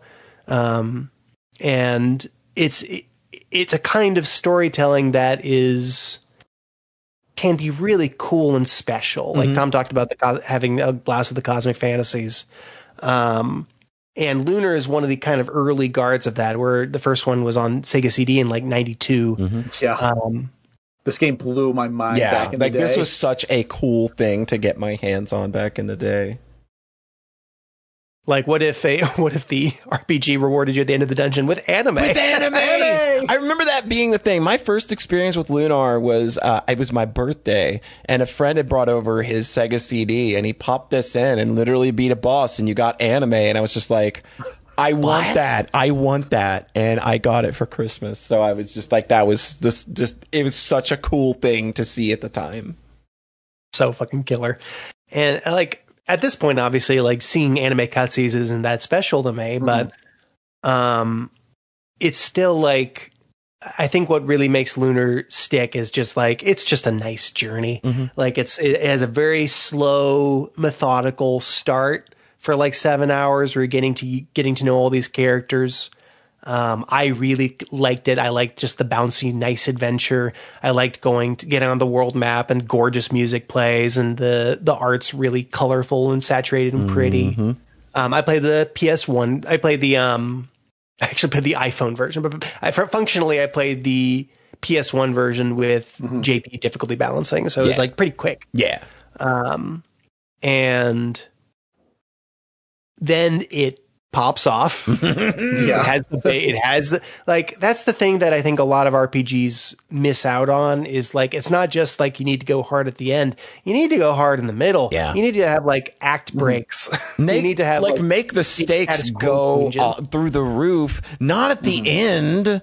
Make that shit happen in the middle, and then make you want to do the back half of that game. Up the stakes, up the ante. A lot of the RPGs I feel the weakest on that are story driven are the ones that don't have those big status quo breaking act breaks. And Lunars are really good. Lunar is also oriented around a really cute romance. God, it's so sickeningly sweet. It's so sweet, and the PSX changes make it even better. They do. And there's even there's romance all throughout that game because there's established couples. That's your entire party is basically the entire party. They're all kind of established couples or working on it, and it's just they're all just done really well, and the character interactions are so sweet and nice, and oh God. So I loved Xenogears. Yeah. I loved Xenogears a lot. They were what if we if you tell Lunar is wow, John, you like Xenogears a lot. What if we took out all that giant robot crap and all that Evangelion metaphysical crap and we just made it even more heterosexual. Oh yeah, just the heterist of hetero. Just the headest, most monogamous game of all time, and that's Lunar. And it goes down the ending. It even has like the same basic like ending FMV as Xenogears. It really does. It's really funny. It's literally like they took my favorite part of Xenogears and made a whole RPG that was just that. Yeah. Like that's Lunar for me. This is a roller coaster game. It just throws you through. You get pulled through these dungeons. The fights are chunky and cute and fun. And then the story just really landed for me. It's just a lovely little journey. The boat song. The boat song. Oh my God. Pouring her heart out, dude. I can't believe I still have Lunar 2 and Grandia 1. I'm so right? jazzed. Oh, it's such good shit to have on the plate and look forward to and have never experienced. I'm really jealous. I know. Game Arts, huh? Game Arts kind of fucking rips, huh? Game Art kind of fucks. I really liked Tales of Fantasia last year, which I think like that's coming from a bunch of PC devs. Like Wolf Team were PC devs that did stuff on like CD games. Like there's a tradition of anime RPG that led into stuff like Trails that goes back a ways. And I think Lunar's a really stellar example of it. And I'm excited to play more stuff like it. Awesome. Just stuff that's, you don't have to be like over the top, like super hyper ambitious Square game. You can just be a great fantasy OVA. Yeah. And I feel like that's Lunar. I just had a ball. I'm so happy to see this so high because I just I love the Lunar games to bits, and they just make me happy. Those games put me in a happy place that few other games do. It's just that is a point in time for me. It just feels real nice to go back to. So I got to watch. Go ahead. I really may need to check out I bought the remaster, but didn't play it. Yeah, man, just revisit it. It's a good time. Especially the changes to the first game, because I only played the Sega CD one. Yeah, you only played the Sega CD one. Like, the PlayStation version is really, really cool. I got to watch Cecile finish her file of the Sega CD one. So I got it's like the colors are less saturated. Yeah. It's a little more subdued. I think that's cool. Yeah. It's sort of the same thing with like SNES Fantasia versus PS1 Fantasia. Yeah. I think in both cases I like the PS1 look more, but I understand why folks would like the SNES, the 16-bit look. Yeah. And then the ending's different and crazy and cool in its own way. It's really cool that the Sega CD version exists the way that it does. Yeah, right. That felt like a kind of holding back, like, and the ending isn't as good as it's so different. It's so cute. It's different. It's just different. I truly don't remember, besides character joining you for the majority of the game or not. I really like the PS1 version. But It's the definitive version for me. I like that Sega CD version just fine, but man, when I played the PlayStation version, I was just so blown away by what they had done to one of my favorite games ever. It's just 13-year-old me being like, what do you mean you changed this huge thing in this game I love? I'm not buying it again. It's a big thing to have changed. It is a big thing to have changed. I understand. I don't think they did that for Lunar 2 at all. No, I think Lunar 2 plays it pretty straight. Pretty the same. Yeah. Because they needed more time. You needed more time with Luna, the most perfectest girl. She's such a little nag. She's such a little nag. She just herps on you because she loves you so much. She's like, oh, don't you, wagging her finger. God, it's just getting chewed out by her. It's just the cutest shit. It's so fucking cute. Just pluck her out of the screen like a gumdrop. Oh, the villain's great. God, the villain is so love the villain. He's so fun and also so skeevy. Just skeevy in all the best ways. Like, you feel so icky. I know. Fucking loved Lunar. It's no bother. Just makes your skin crawl. Yeah, like it's PG-13, but it's like, how do you, like, basically having like a groomer villain while without like getting explicit about that. He's just he just oozes that scumminess. It's great. Does the remaster have the old English dub? It uses the same, or the remaster does not have the old English dub because Victor Ireland wanted a shit ton of money, and he also wanted to be involved, and they were just like, we don't want you involved. Yeah. I played it with the Japanese audio ret. Okay, when you guys were like imitating lines, I wasn't sure there. Yeah, that's unfortunate about the board game designs and all that. The new dub is fine. Like there is a new dub. Okay. There is a new dub. I'm okay with the new dub. It's perfectly fine. Yeah. It's one of those things where just because of the nostalgia, if I replay it, I would consider English dub for once. Yeah, because it's so steeped in that '90s culture for me. Yeah, Cecile did, when I did try to show Cecile Mega Man Legends, she was like, "Is there an undub patch?" And I'm like, "No, what are you talking about? Get out! Why did I marry you?" Mega Man Legends. No, that is a game you play with the dub. You play Mega Man Legends with the dub, you play Lunar with the dub, and you watch Ghost in the Shell with the dub. You can play you lost us right at the end. You lost us a little earlier than the end there. No. You play Mega Man Legends with the dub. Polly, what's your number 3? My number 3 is it is that game this year. I feel like for the last few years there's been that game that kind of punches its way to the top. And this is a game that did a lot of punching its way up this mountain that is my game of the year list, and it was probably never going to reach the summit, but I'm still surprised at how much I still think about this game and how unbelievably cool it is. My number 3 is Chrono Gear Warden of Time. Oh, fuck yeah. I mean, it's just as simple as I love how much Chrono Gear loves its HoloLive source material. Yes. It's such a labor of love for sure. It's infectious. It's hard not to get swept along in its good vibes, even if you're someone like me who... I'm not plugged into those characters. Yeah. I'm not plugged into that ecosystem. I don't know 80% of the characters in this game. But I still came away from it I love you all. This is so fun and adorable. Aww. I just want you all to get along and have nice lives together. The joy this game has for this stuff is front and center. Like if I was Crony, oh my God. It would be hard to not feel so entirely flattered and loved on by how goddamn cool of a game they made around her.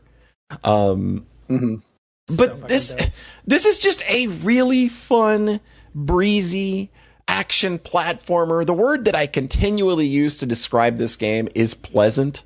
Crony's moveset, it's limited, but it's good enough, and it's fun and conducive to playing through levels really fast, and the variety in level design is just, it's so stupid. Like, how are you still crazy? Yeah. How am I like 6 worlds into this game and you're still, every stage is still some kind of new gimmick? And they're really smart with deploying new gimmicks. Yes. All the way right to the end. Right, all the way. They just never stop. And like the bosses are these big spectacle fights where I feel like you always just feel like you're doing something cool. And it's just very much the peak of that treasure worship that, you know, we've really just kind of come to expect from Galaxy Trail at this point. Yeah. And I don't want to take anything away from the gameplay at all, but for me, like, it's the window dressing in this game that make everything. Like, this game is pretty to look at. It has a fantastic soundtrack. It has so much art for, like, all these different and highly varied level locations, and it's all really nice to look at. The game is very funny. Like, even like having all of these in-jokes tucked in there for fans, there's still loads of hilarious interactions and things for people like me to enjoy. And that's nice. Yeah. And we talked about this on the podcast when we initially talked about the game, but this game has some absolutely insane twists in its story. And it is so epic and huge and emotional, and has such a huge, loud, booming climax that it goes way harder than any game like this ever had to. And I'm not ashamed to say the bitch tears were real while I was playing it. for a fan game, I was completely floored with how hard it goes. Like, it completely earns it. Yeah, it didn't have to go this hard, but it earns it over the course of those last couple hours. Absolutely. Like, it seeds everything so well. Like, the when you get, like, the reveals, and it's just like, they had planted that shit since the beginning with characters having these one-off lines that are just like, well, that doesn't seem quite right. And you're just like... It's one of those... Go ahead, John. No, go ahead. Oh, it's one of those games where when you replay it and reread all the dialogue, you're just like, it feels like, oh, you're dropping too many hints now. It's so obvious in hindsight. It's annoying. Yeah. Like, right from the very start, like, first couple of lines of dialogue are dropping hints that you're just going to glaze over. Yeah. Yeah. It's crazy. It's so smart. It's so cohesive. It's so smart and cohesive. Like, I put this game in that same tier of games as like Super Crush KO, where it's a game that has a really solid vision of what it wants to do and just flawlessly executes on it. Like, I really like playing it. It feels good. I've gone back and like just played a few stages sometimes because I just like zooming around in that world and seeing if I can like get my time and scores better. You know, it's just like and again, like I just love the amount of joy this game radiates. It's so cool to come across something like this and you know, the fans being able to just be so loud and proud of this thing that they love so much, and it turned into something that ended up this fucking good. Definitely. Yeah. This is a game to play. Like, you do not need to be a HoloLive fan to enjoy this game. Like, at all. Nope. If you just like what you've heard and you're like, I kind of want to play that, you will be fine. You will be absolutely fine playing this game. You will not be lost. Absolutely on the list. Yeah, for sure. Sure. So that is my number 3. Rhett, what is your number 3? Oh my god. I somehow forgot that I had to talk about a game now. Yeah, you got to talk about a game now. Okay, so on this year, I've been on a journey to find one game better. And last night, I went through screenshots for the top 3, and I really came close to changing the order and bumping this one up. Like, it's agonizingly hairline how I feel in the moment right now decisions here. But in the quest to find one better, I thought, had I already played one better? And the answer to that is no. My number 3 is Like a Dragon Infinite Wealth. Oh, yeah! Yeah, which buddy! I played, like, right at the start. I think I started it at, like, Christmas. But it's a long game. It's, like, 100 hours long. It is... In a year with games that were the most, like, 100 line, this was also... The most. Because it's, like, 2 full RPGs on its own, because you have... the whole Hawaii stuff, and then Kiryu and a few other characters go back to Japan and have a whole RPG adventure over there at one point. So you're bouncing between these two parties. I'm just like, there's a point where, like, on the Kiryu side, like 40 nostalgia points of interests pop up, and I'm just like, oh my god, this is a whole thing. So what makes a good sequel, I think, is when they tweak the gameplay in such a way that you can never go back to the original. And like, in that you don't even really feel like it was a change because it is so natural. And what I mean by that is that in the combat of this game, you can move your characters around a little bit. Well, because it's a turn-based JRPG, but you can actually move your characters around a little bit. Do that Trails thing.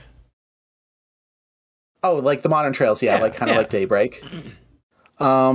So, and you get bonuses for, like, if you get really close to an enemy, I think you get a crit, or like if you get behind them, like there's proximity stuff that they add in. And I realized looking back, that's just not in 7 at all. It's just, it's just so funny. Like, it felt so natural in this game that I thought it was always there. I truly forgot that it's just not like positioning and like distance isn't a thing in the first game or the first RPG.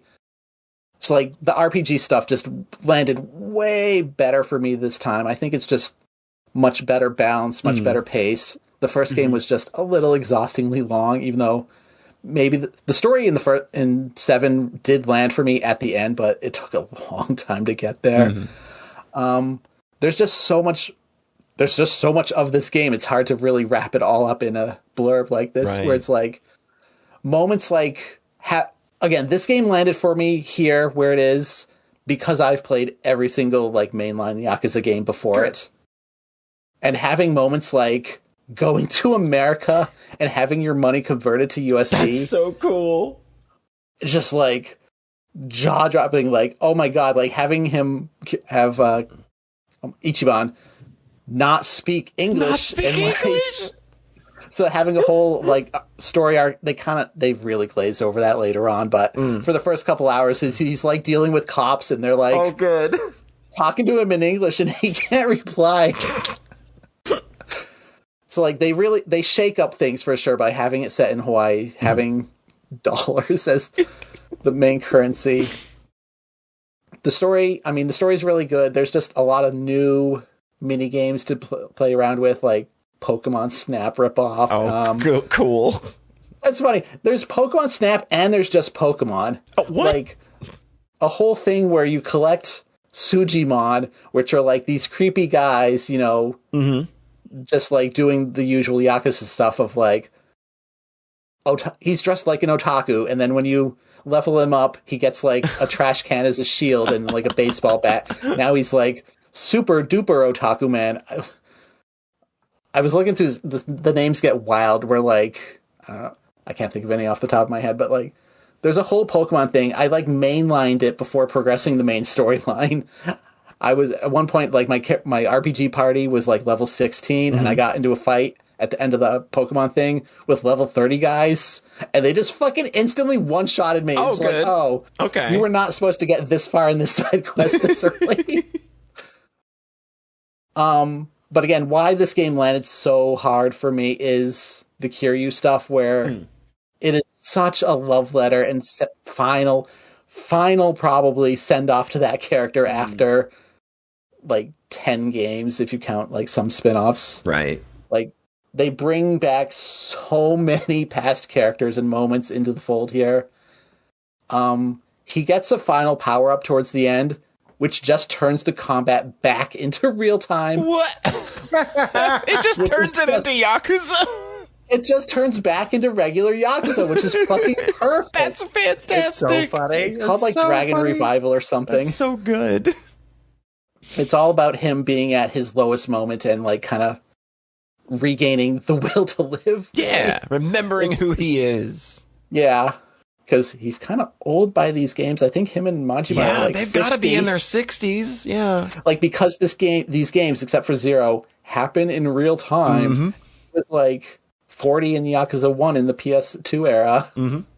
It's just crazy. Like everything about this game is just so good, and like as a longtime fan, like I couldn't have really asked for anything more. You could not have felt more catered to, and it was a good thing. Good. Yeah, it's also there's a VTuber character. Of course there is. Because it's whenever this came out, 2024, like they always have their finger on the pulse. Yeah. This game's amazing.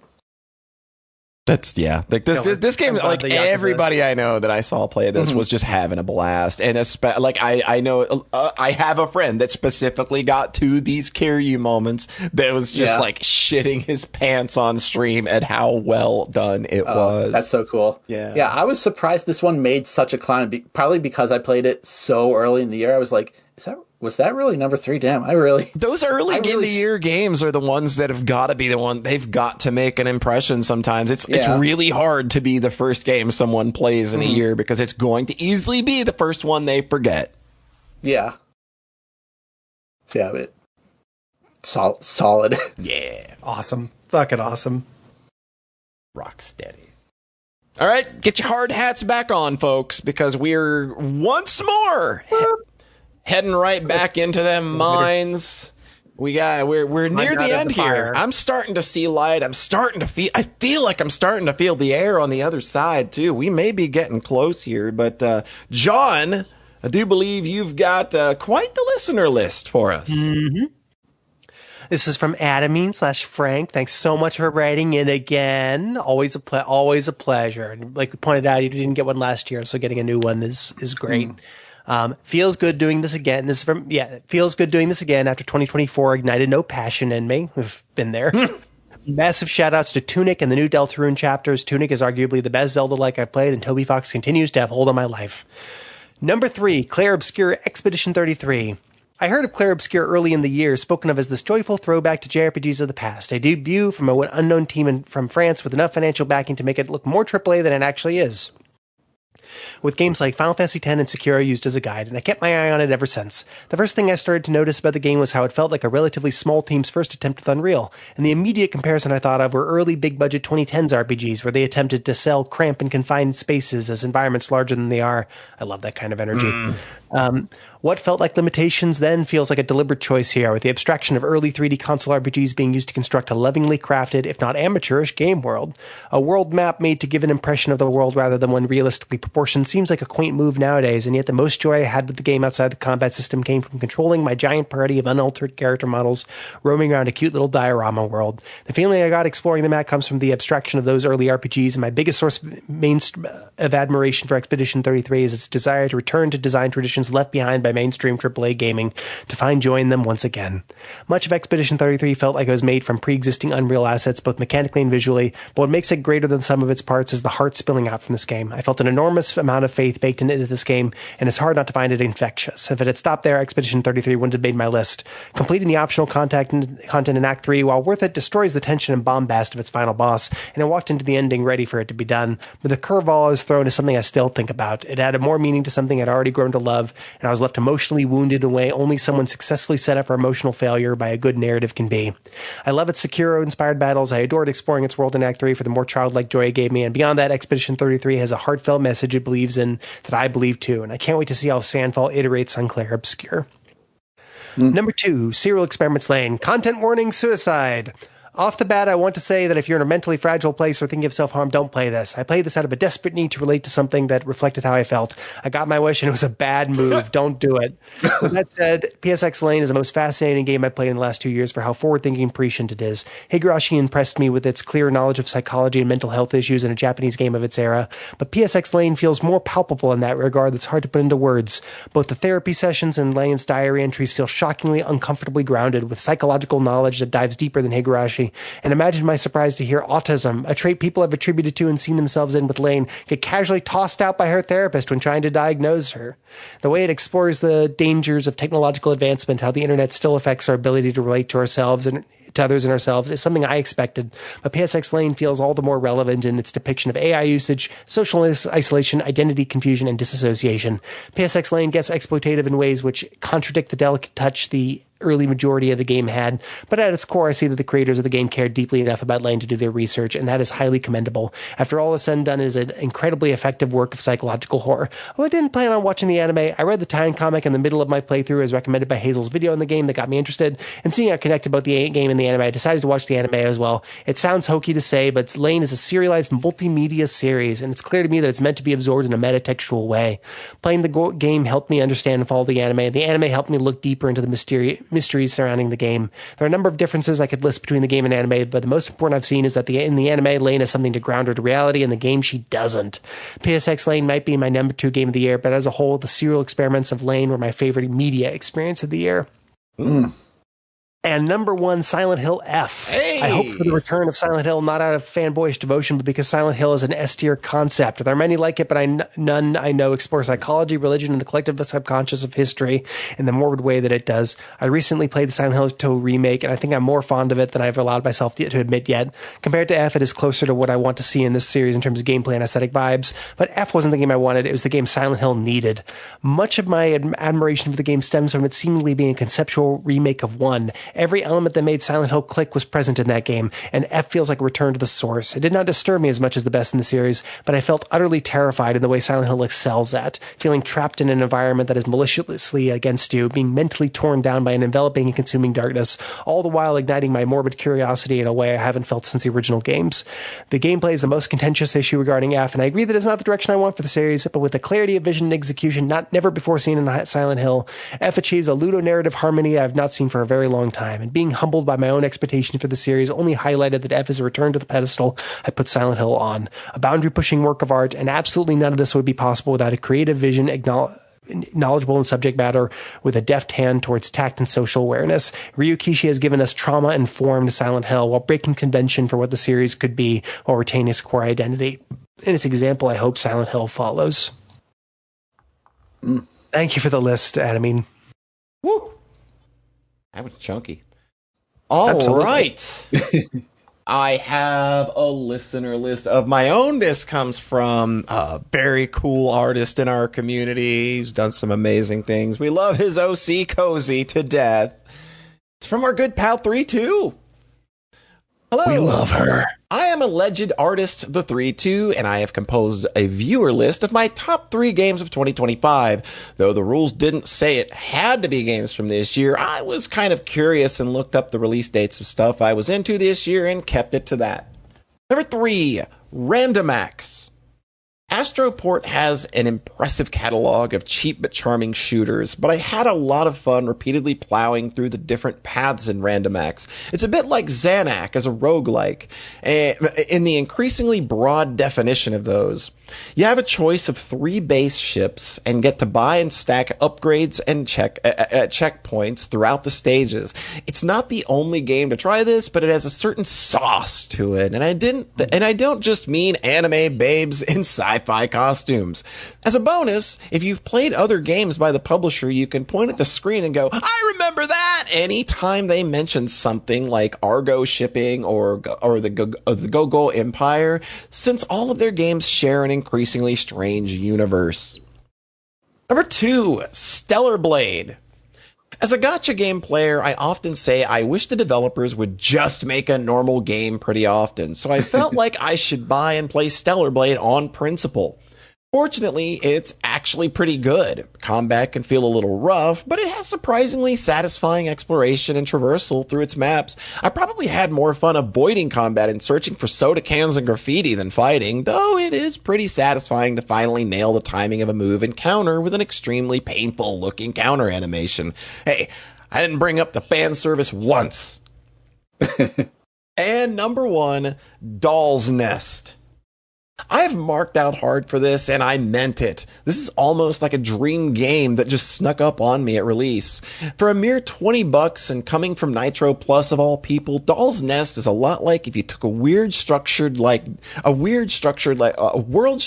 Dark Souls and gave the player the mobility of an armored core. It's amazingly cathartic to see a high ledge and just go there after swapping your loadout to be lighter and be able to jump higher. You play the part of a robot girl wearing an armored frame trying to help your boss get their body put back together by venturing into different sectors of a world overrun by self-replicating machinery. Difficulty can be a little unbalanced, but I still had loads of fun on my first playthrough and started a second just to fool around and explore. I do hope that there's more of this in the future. Also, I made cassette in the character builder. Okay, Robot Girl with Dark Souls World is on my list. Yep. I've seen him talk about this one a lot, and I looked it up, and it looked really solid. So I have no idea what it is beyond this list. Yeah, beyond. Never heard of it. All right, Rhett, did you come up with any? Do you have a listener list? I've got one more. All right, this is from Sunday. Okay, they're not numbered. Yume Tuki Online by YNO Project. Vast, deeply authored, and most importantly, cute space to explore with friends. Let's see everyone's inner world. Valis 2 by Was Not Why Not. This year, in many ways, I got to experience inspiring and being inspired by my peers in ways I haven't before. I drilled on what tools motivate me, what it means to have an artistic practice. This game is an artifact of that, and it plays with crucial revelations I had on psychology and speculative fictions shortly before. Pop-in Music Fantasia. A marathon session broke out in a truly low state after my last semester of college and the fires in LA. It was like a fog had lifted. I went back to the arcade to play it a week later, and it was gone. Served its purpose. Oh. Brutal. Thank you for always believing in me and each other as artists and members of the community. May happiness be with gamers everywhere in 2026. Fuck yeah. Thanks so much for writing in Sunday. Hell yeah. The Yume Tuki stuff looks so cool. I appreciate getting 2 Wuzzy games on here. I played Valis 2 and enjoyed it this year. I really liked Whole Numbers too. Just cool, eerie sci-fi text games. Very, very cool. All right, and we have another audio list. We love these. We love these so much. I just get tickled every time we come to one. And this one comes from our good pal Psychic Heist, who has also finished recording the Album of the Year show that you hopefully listened to. Nobody listens to that shit. But I will listen. Yeah, well, yes, Red always listens. He's a good, attentive listener. But this one comes from Psychic Heist, the resident dad of the community. So let's see what he has to say in 3, 2, 1, go. Hello, Sockscast. I am about to go to bed. And as I lay here in bed, I realize I am feeling troubled by the fact I don't have an honest top 3 games that I played this year that I can share with you.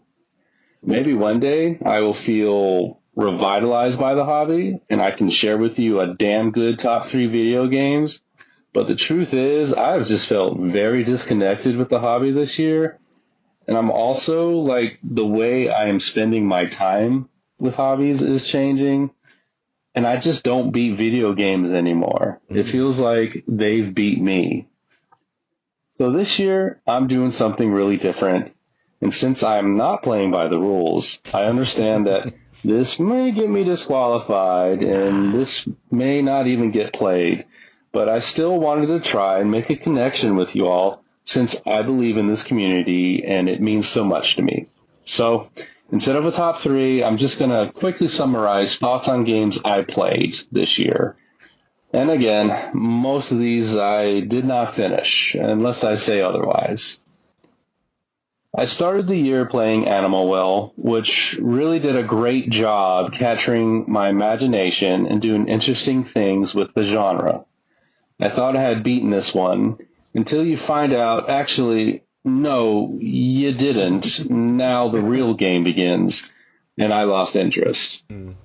Speaking of losing interest, I found Tekken 8 to be incredibly disappointing, and it was a major bummer to see one of my favorite fighting game series be torn in different directions by too many cooks in the kitchen.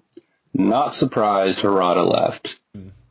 I played a bit of the Persona 3 remake. I really enjoyed my time with it. I'll get back to it. I just needed a break from the combat, which I find can get a little too routine once you figure out the weaknesses of the shadows. I have played most of Act 1 in Baldur's Gate 3, and I can see why that game is so praised. I actually think it might be one of those rare phenomenon where something is as good as the praise it received from the masses. It's got great characters.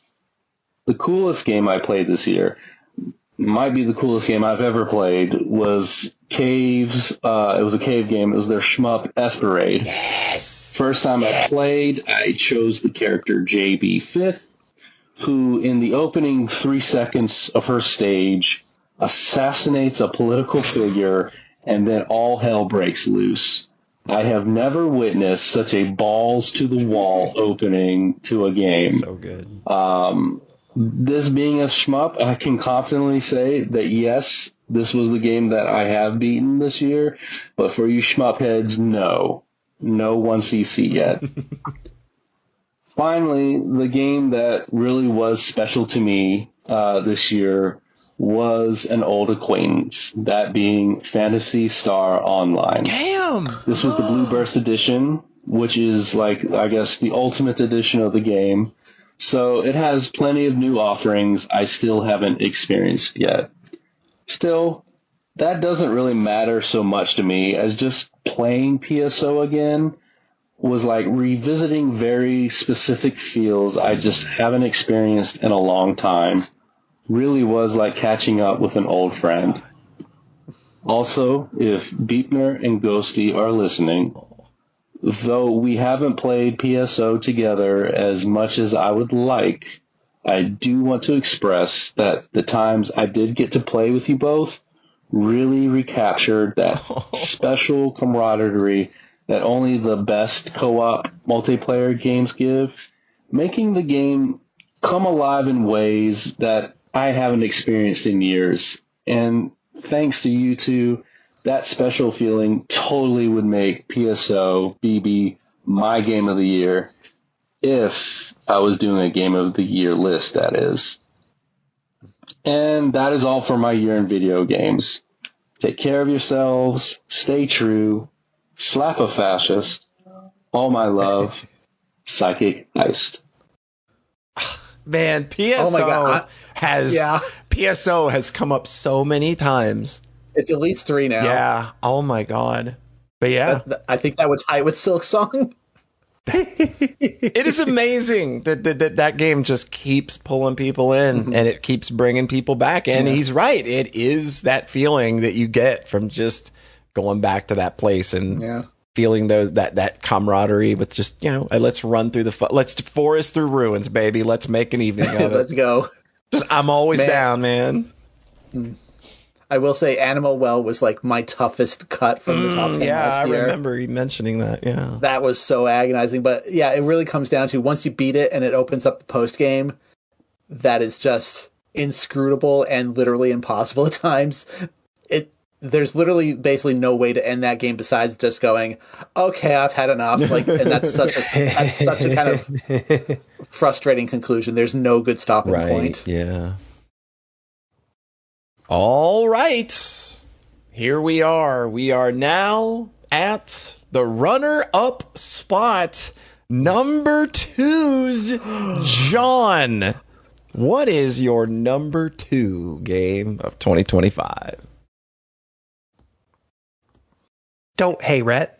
Don't worry. You don't have to be alone on the normie picks. Oh, really? Oh, yeah? Don't worry. You don't got to be alone, Rhett. I'm right here with you. Aw. My number two game of the year, Kirby Return to Dreamland for Nintendo Wii. Beautiful. I forgot. I didn't. I was waiting for Kirby to steamroll in here at some point on John's list. It had to. He drunk called me at 4 a.m. to talk about it. This game's a fucking banger, y'all. Mm-hmm. I don't know. It's so good. It's just really good. Like, I don't think it's perfect. I wrote about it. I kind of had talked it through. I think it had kind of a troubled dev cycle where Kumazaki came in and kind of had to get together like multiple different prototype ideas that have been put together by different teams. I think you feel that a little bit with like how different ideas kind of struggle to cohere a little bit. And none of it really mattered to me because the overall arc of it is so strong. It's just like if long save point platformers have a reason to exist, it's to tell stories like this where you can just there's a big shift after World 5 and it's so cool, and the final worlds are such a cool escalation. The very last couple levels are so fucking dope. Mm-hmm. just like suns moving in the background, just the kind of subterranean animism energy. Whenever Kirby goes really celestial, I love it. I love it when Kirby in space. Fucking let's go. Yeah. Mm-hmm. I think the thing that really rocks this one to the top as like a story for me is that they go crazy big the way Kirby sometimes goes, but they do it multiple times leading up to the finale. Like, it's not just that the last fight is very cool. Like, I played Kirby 64 recently. The last fight's really cool, but it's not just like, hey, what if we make a crazy dope final boss?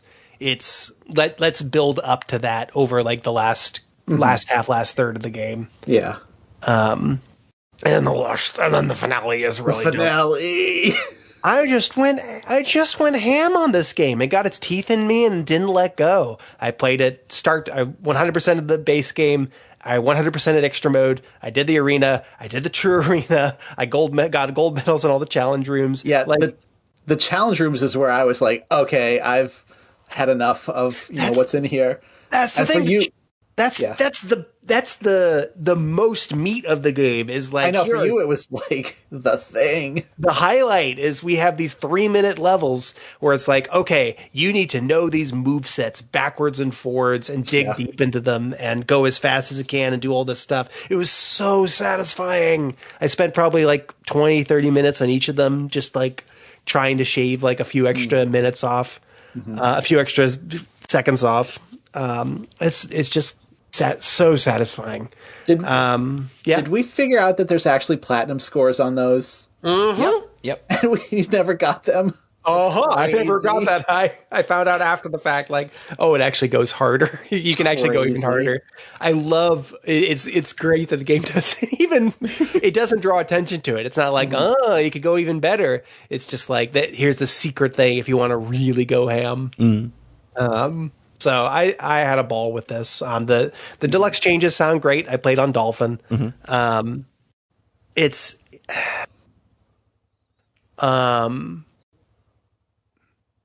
I think some years ago I kind of said something along the lines of like I finished Celeste. I finished the base game of Celeste. I think last year I went ham and did the B-sides and C-sides and all the crazy stuff. And I think that elevated Celeste a lot for me. At the time, just playing the base game, I said something like, if Nintendo released like 2 or 3 games like this a year, there's no reason Nintendo couldn't release like 2 or 3 games like this a year. Right. Just like 2 or 3 stories that just land really good. They're pretty broad, so they can land for a big audience. They feel great to play. And Kirby Return to Dreamland is just in that mold. Right.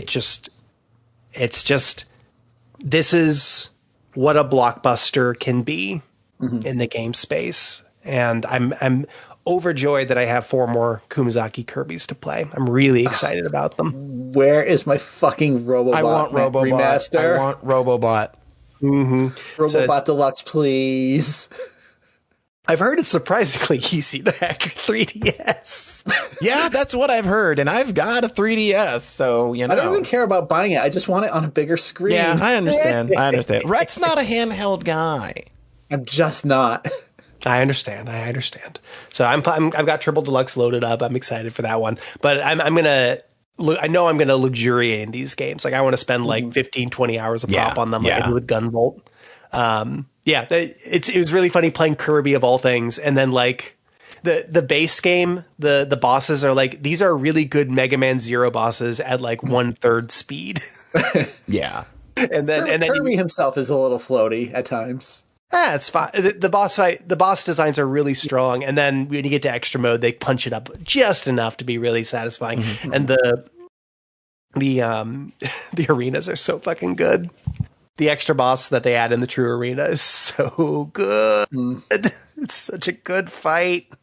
That was the one that got me legitimately scared. I was going to lose, like, oh no, 0 practice on this guy. I lost on that one.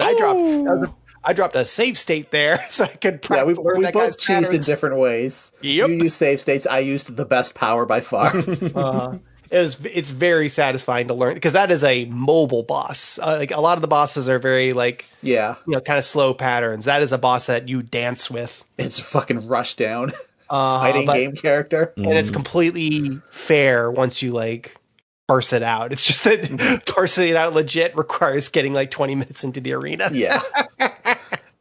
So in the deluxe version, they add all the bosses that Magalore fights in his expansion into True Arena. So it's like 5 or 7 more bosses. Oh, fuck yeah. So that one is even later. It's more like 30 minutes in now. So funny. So goddamn funny. It's like Gone Home shit. It really is. God, can't wait to play more.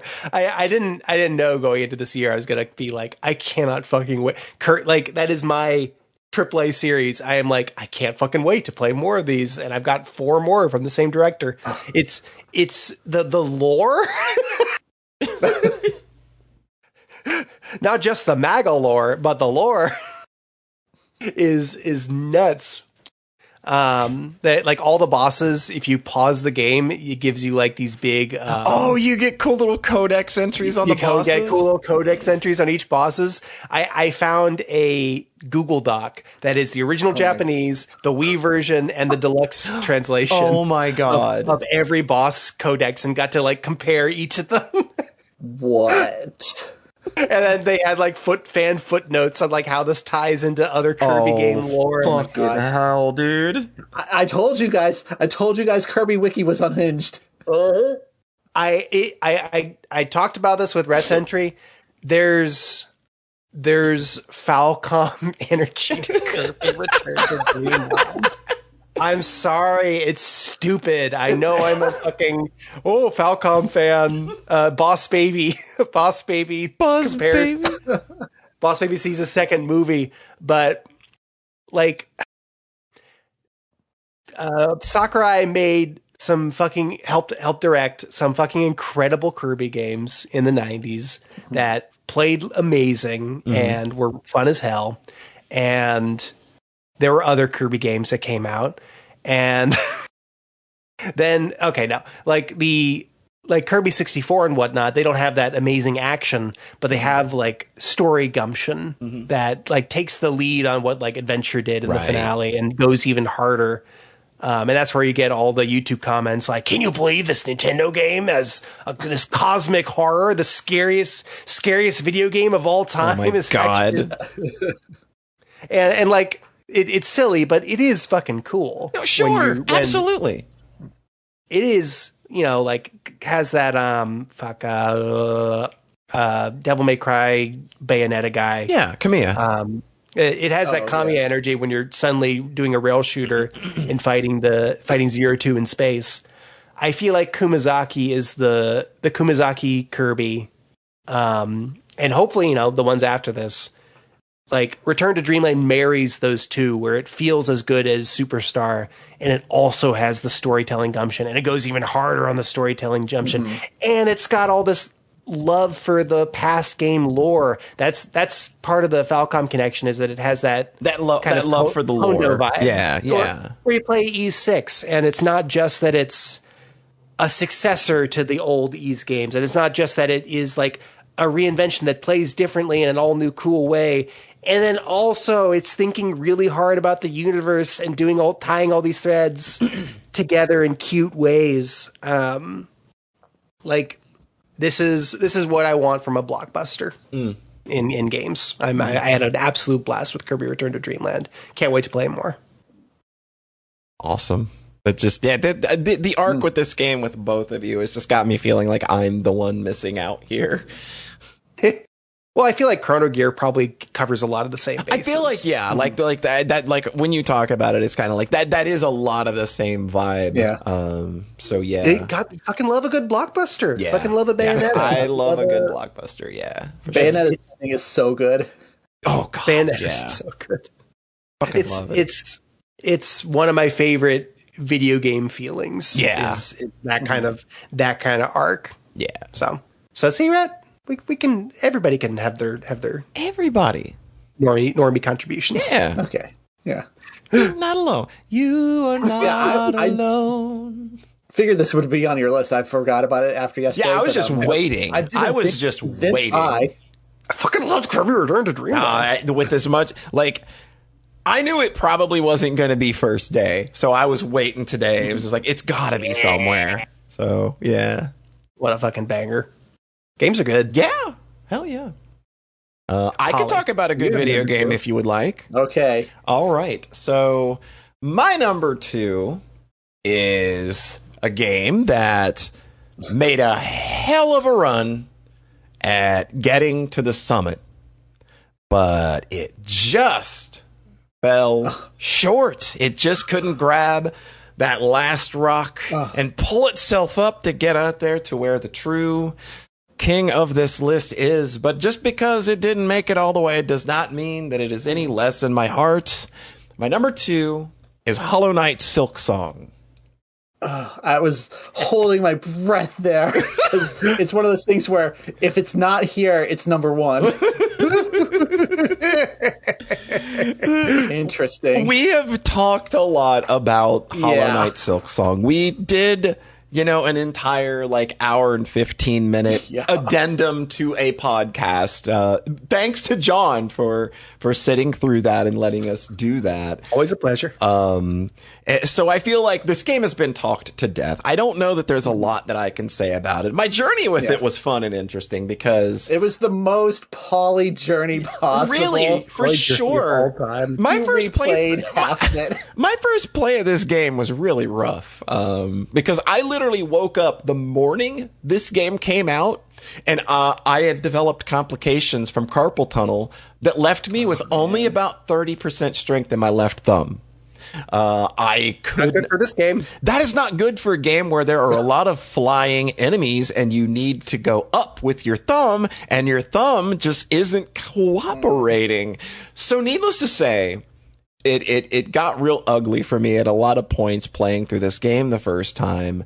But by the time I finished, I'd regained about 80% strength in my left thumb. And a couple days later, I started a clean, fresh file. I just did it all again from the beginning. And I loved the whole damn thing start to finish, really. Man. I think that I kind of prefer the darker sense of wonder and the environments of Hollow Knight.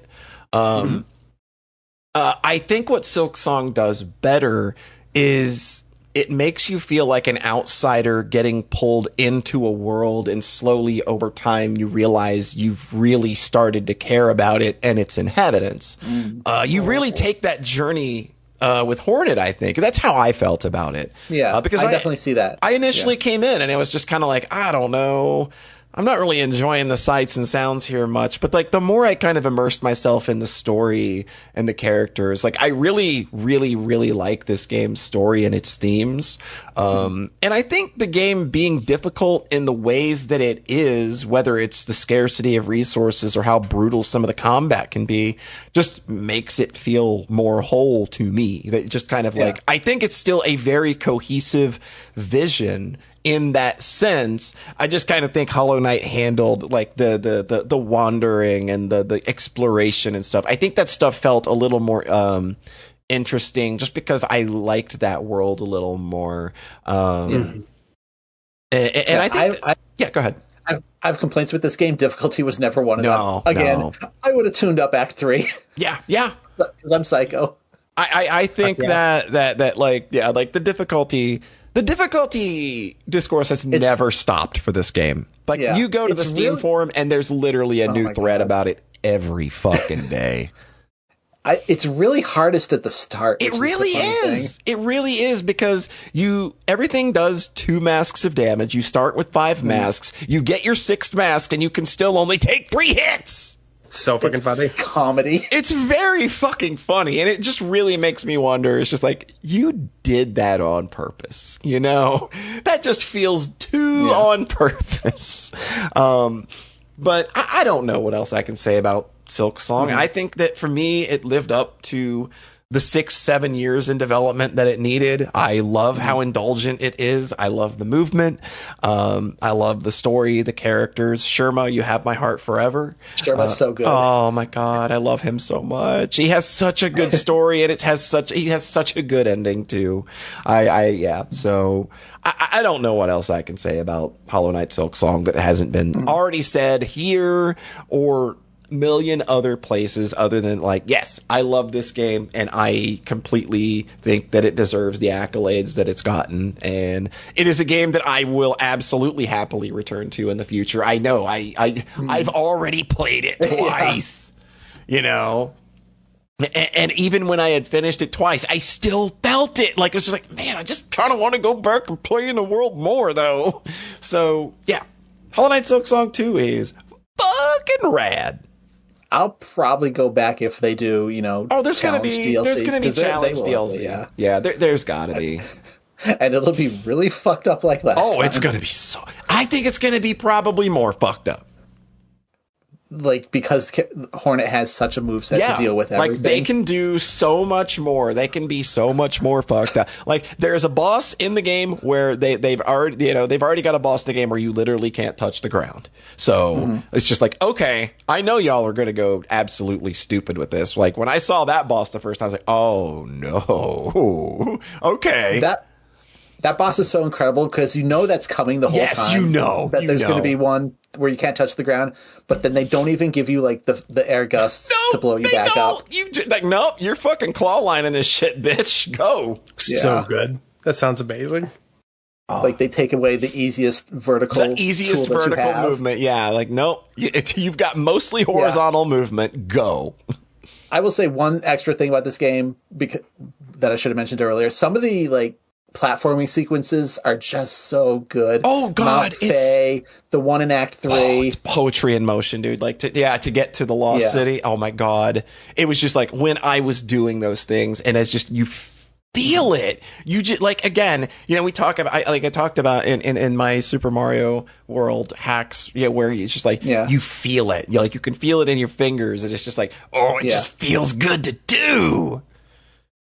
I love that. Yeah. Like compared to Hollow Knight, I think the balance of combat and platforming stuff is much better. Like Hollow Knight, the platforming really escalated right at the end. Yeah, it's all in the end, whereas Silksong, it spreads that shit out over the course of the entire game instead of just like the White Palace, Yeah, definitely.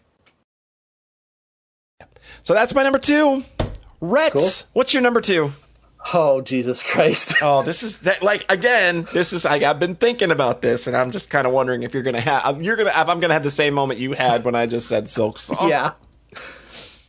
There's one I'm waiting for. I'm very eager to see if you make what call you make here. You know how in, like, beauty pageants, they'll do like 5, 4, 3, but then they'll announce the winner instead of the runner-up. Because if you announce the runner-up you first, know who the winner is. Then you know who won. Funny. But I'm not going to do it like that. No. On this year, I've been on a quest to find one game better than my number 2 Final Fantasy VII Rebirth. Oh! Wow. Yakuza almost passed it last night, but I decided against it. I thought this has to hold where it is. Yeah. Because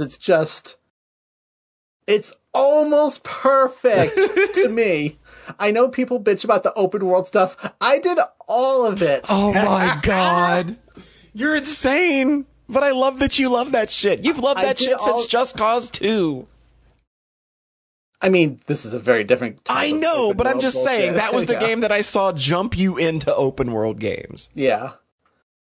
I didn't actually do everything because it gets crazy right at the end where it goes, like, refight summon bosses, but multiple at the same time, which is they're already extremely hard, and then doing more than one at a time. And then there's one fight that's like, fight Phoenix and another one.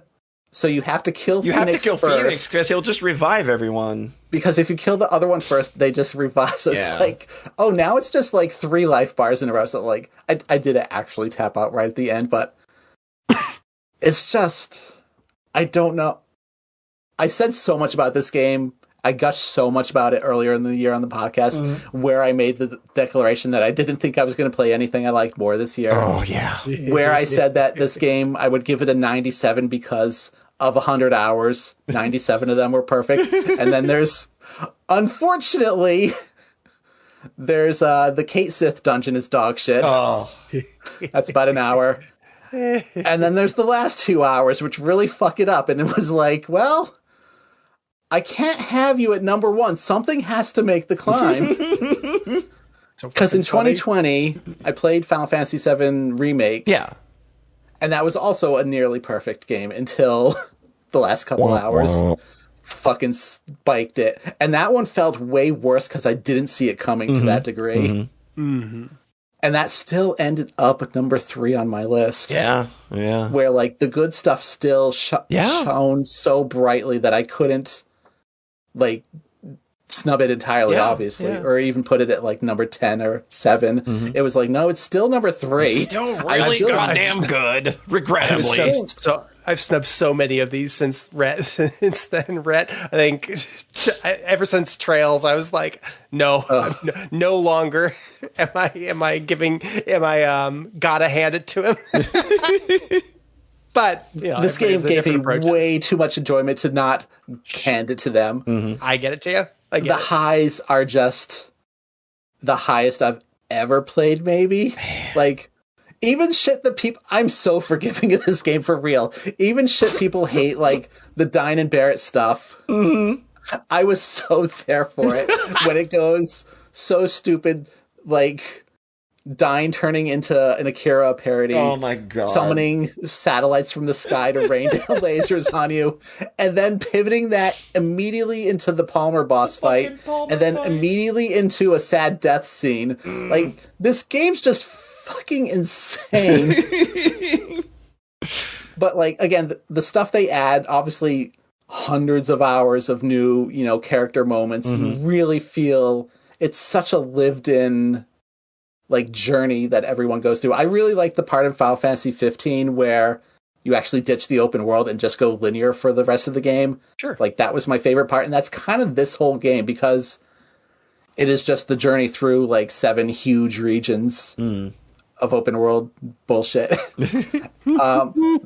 Again, like one of the listener lists, I did the card game. The card game has its own crazy story of finding the Shadow Queen and like winning. Like, the creator of the game was like cursed by dark energy and was eventually killed by it. Like, there's like so many mini games as well. There's like Fort Condor is like a whole strategy RPG thing, and then there's a different robot based like strategy turn-based thing in later in the game.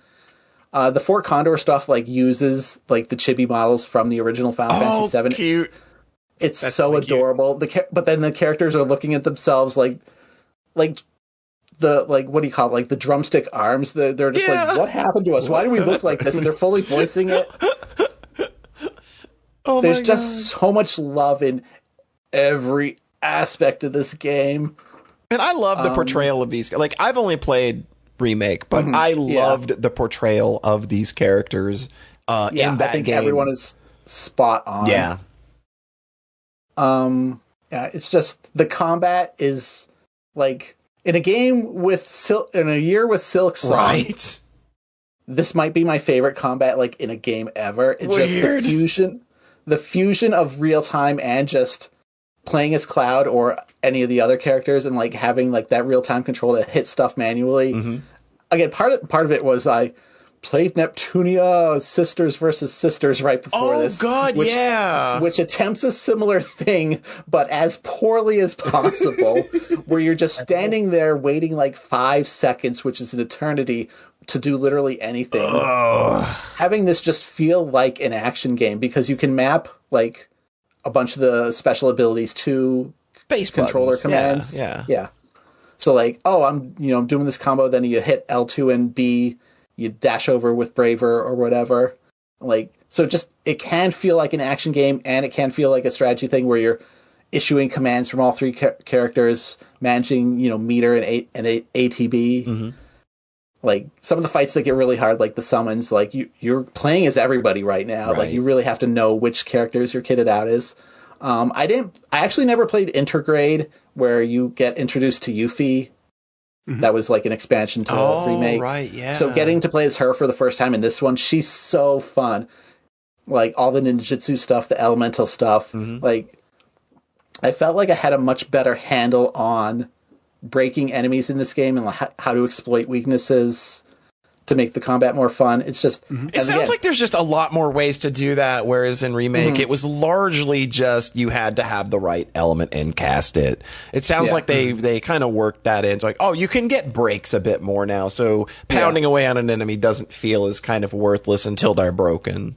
I just remember certain fights in Remake, like the Hell House. I just didn't know what I was actually supposed to do, and it took like half an hour. Yeah, that's the worst fight in the game. it's that one is frustrating because it's such a good spectacle moment, and then the fight blows it drags on, and mechanically. you're just like, what's going on? Nothing in this game is like that. It's all extremely smooth and like not. I don't know. There's no bullshit. Right. There's just so many big, huge set piece moments. Even if the final one is a bridge too far. Because like Temple of the Ancients works so well as a final dungeon in the context of this. Like they add the Turks into there. It's just fight after fight of escalating stakes. And then Ancient Capital or whatever it's called is when they went too far. And then you fight Genova and Sephiroth for like literally 90 minutes. So fucking funny. And even then, I was looking at my screenshots last night. So in Yakuza, I took 500 screenshots to kind of refresh myself on that. I took like 1,300 in this one. Every instance of this game is me going, oh my god, this game is so cool looking. But yeah, I was looking back on that final boss and going, wow, I don't even remember half of these forms of Sephiroth. Like, it goes too far. Oh, that's kind of silly. I know, it's like the worst 2 hours being the last two is so unfortunate. The unforgivable part where it can't be number one, but I was not as blindsided as I was with Remake. Right. I wouldn't be blindsided because I played all of the Kingdom Hearts games. Ooh, yeah, that's a good point. That's a good point. I was just thinking earlier, the reason John doesn't play big serialized RPGs now is because of how Kingdom Hearts went. It's not good. Look. There are a million billion joys to FF7 Remake and Rebirth. It sounds like these sound like a great time, and I enjoyed following your journey. I've been down this road before in terms of how it delivers, how this dude delivers on certain promises. Yeah. I mean, the third one is going to be really scary because it's the landing. Yep. Yeah. Because I feel like this game is weird because they remake the ending promises that things are going to play out differently.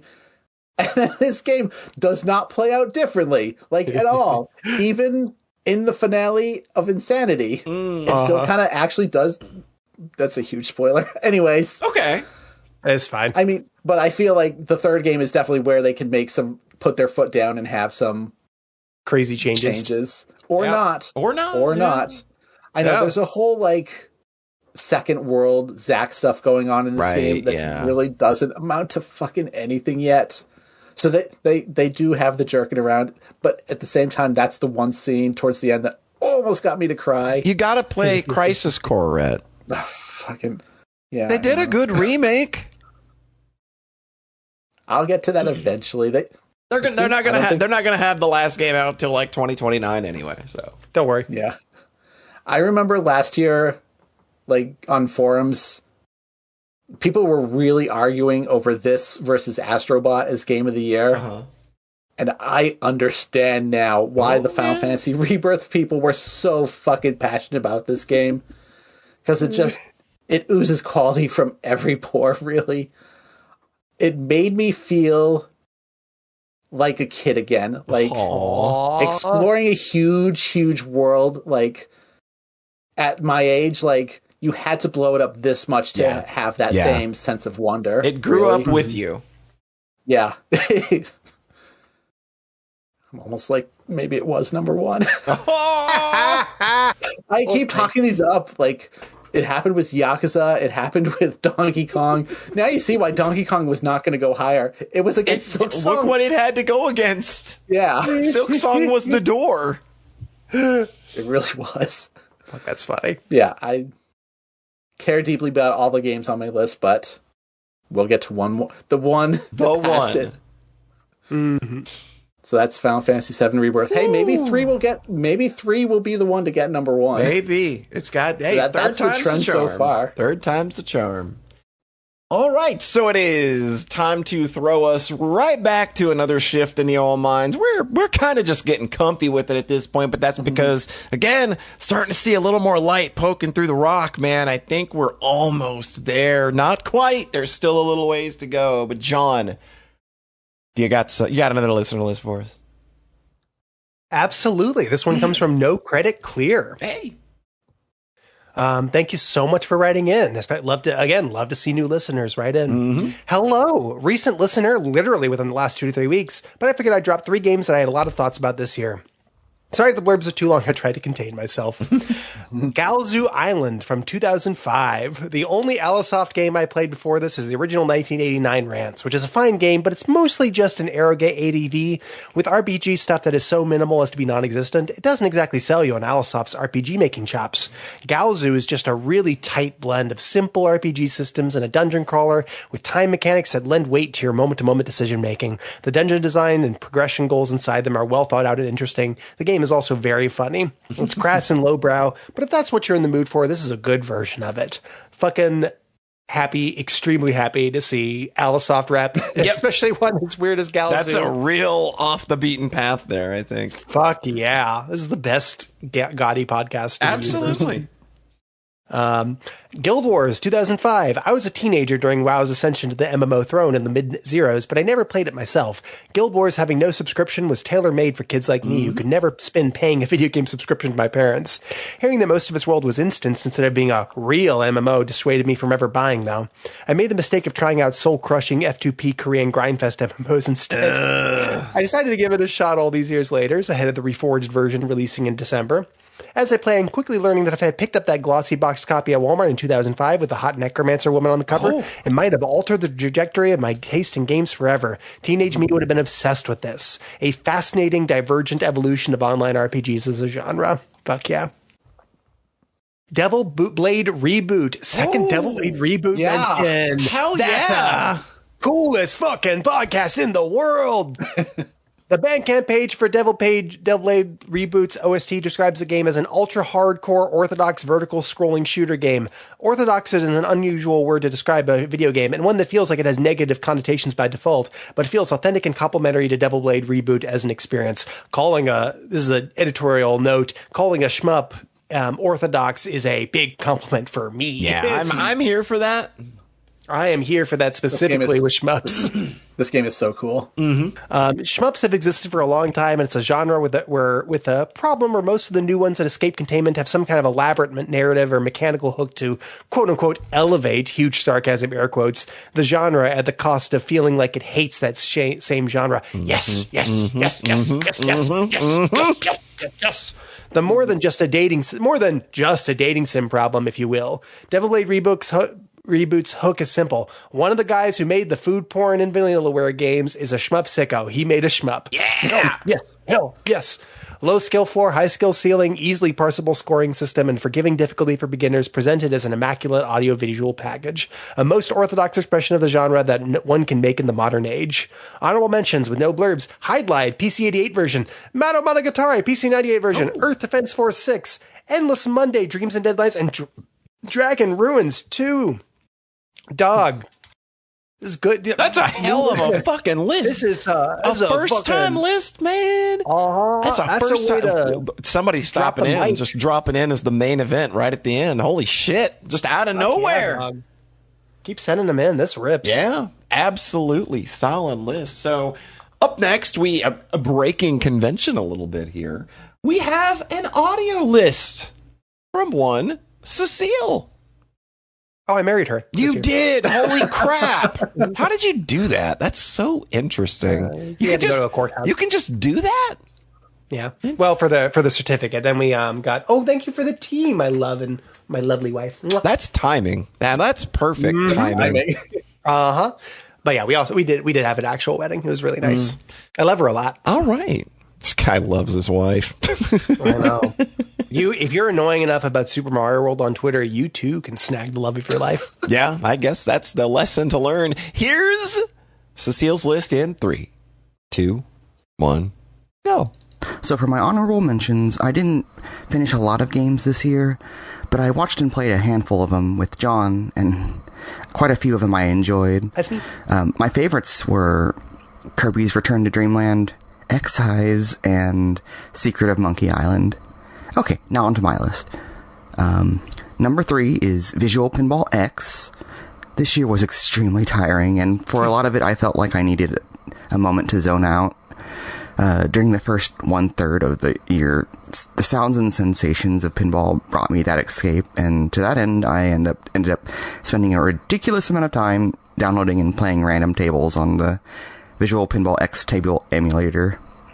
Getting to explore the better part of a century in game design through simulating decades of pinball tables, real and hypothetical, and drilling deep on a handful of them was such a welcome reprieve from the relatively mundane chaos of my everyday life. My number 2 is Rollerball for the Famicom. I also played quite a bit of video pinball. Devil's Crush / Dragon's Fury is still my peak with this genre, but Rollerball was such a lovely new discovery from this year. It's not as tightly designed a table as HAL's Game Boy pinball games, like Revenge of the Gator and Kirby Pinball Land, but I think the game kind of benefits from this. It feels more spacious and less hectic than Gator, and I appreciate the clarity of its theme and goal. I mean, just scale a building, hit blimps, achieve multi-ball, repeat. It's easily my favorite NES pinball game. And then my number 1 is my Pokemon Green Nuzlocke run. I eventually fell off of pinball and slipped back into trying to play RPGs in Japanese, which led me to trying to run through Gen 1 using self-imposed permadeath restrictions. Say what you want about Pokemon being a baby game with no storytelling chops. It is. The chronicle of my team meeting adversity after adversity with grueling training sessions only for things to go comically wrong despite any preparation I tried to do beforehand because of some RNG bullshit or a lapse of judgment on my part, and then having to grind out of the crater left by having lost 1 or 4 of my strongest pokes so I can take on the next gym leader on even ground, and then repeating this every other gym or so. This was the most engrossing video game story I'd played through this year, and having to end with the damn save file getting corrupted and deleted the morning after rolling the credits was just the perfect cherry on this blood-caked sundae that was my Green Nuzlocke run. Wow. Oh, what a journey. They all died at the end. They all die in the end. I love my wife. The pinball was really fun. The video pinball was really fun. Watching that Nuzlocke run was crazy because at every step of the way, I was like, she's not going to do it. I don't believe in her. Oh, you lost your second Snorlax? This is done. This is in the books. You're sunk. You're sunk. White flag now. And she pulled it together. Hey, I'm going to recommend a video. I'll recommend a video pinball game that I had a good time with. Demon's Tilt. Ooh, this is on Steam. Yeah, it's on Steam. I had a good time with it. Yeah, I thought it was fun. Is that the one there's definitely like the TurboGrafx lineage there, I think. Yeah, it's absolutely kind of going for that, but it's more modernized and stuff. Yeah, it's pretty cool though. Cool. I'm interested in this. All right, Rhett, do you have another listener list? Once again, we knew there were over 40 of these. They keep on coming. They just keep coming. This comes in from Cactus Corpse. Hello. That is another new name that I'm not familiar Hell yeah. with. Oh, I know Cactus from Blue Sky. Yeah. Oh, okay. Oh, nice. This is Cactus Corpse's RPGs of the Year. Hi, Sockscast. I played an unhealthy amount of RPGs this year. In parentheses, 10. So I thought it would make sense to write in with a best of RPGs of the year list. Number 3, SMT Devil Summoner Soul Hackers. This game has some of the smoothest transitions from static images to animated sequences that I've ever seen. Dungeon crawling through office buildings is awesome, and of course I love the demons. Number 2, Persona Q Shadow of the Labyrinth. A somewhat easier Etrian Odyssey experience where I shamelessly used insta-kills on 90% of enemies and reveled in it. Being able to confront FOEs on my first encounter with them made for a welcome change of pace. And number 1, Dragon Crystal for the Game Gear. Okay, all right. I have no idea what this is. I'm sorry. No, I do. This is the let me see. Cecile got really into Fatal Labyrinth. I think this is by those same guys. Yeah. It's the roguelike. It's a little roguelike. Nice. Oh, cool. Okay, number 1, Dragon Crystal. There's something endlessly compelling to me about this game. I'm not entirely sure why. Feels simultaneously like both a contained and expansive experience with its roguelike elements. I finally beat this game this year, and I think it might be forever the gaming achievement I am proudest of, as silly as that is. Have a wonderful Christmas, Cactus Corpse. There's nothing like being a roguelike. Yeah, it's always the best feeling. A real roguelike, to be clear. Oh, right, if it's on the Game Gear, it's not like those modern ones where you just get stronger. Not a run-based one where you just keep, you just keep getting stronger for your next run. No, this is Sheeran the Wanderer shit. I'll talk about it's very funny because the Sheeran lineage also does have some permanent. It's got some permanence in it, yeah. No, but it's old, so they're good. Yeah, they're old and good, so. Yeah. All right, I have another audio list for us. Look at us. Look at this. I'm just switching it up on you now. Doing it just because I can. This one comes in from Raven, of course. So we will hear what she has to say in 3, 2, 1, go. This is your favorite game mix tricks coming in when it's down to the wire. No sound effects this year, no haiku, no theme, no more stalling. Let's jump right to my number 3, a popular RPG series, and I was really looking forward to playing this one, Trails in the Sky. Yep, the original. And it's a serious case of better late than never, because I went into it craving the kind of game I remembered discovering when I was a kid. One that deserves to be called an epic adventure. And it delivered on all counts. Fun characters, involved world building, a complex but fair and fun battle system. It all brought me right back to my childhood when Final Fantasy VI and Chrono Trigger first opened my mind to magical worlds full of number-based battles.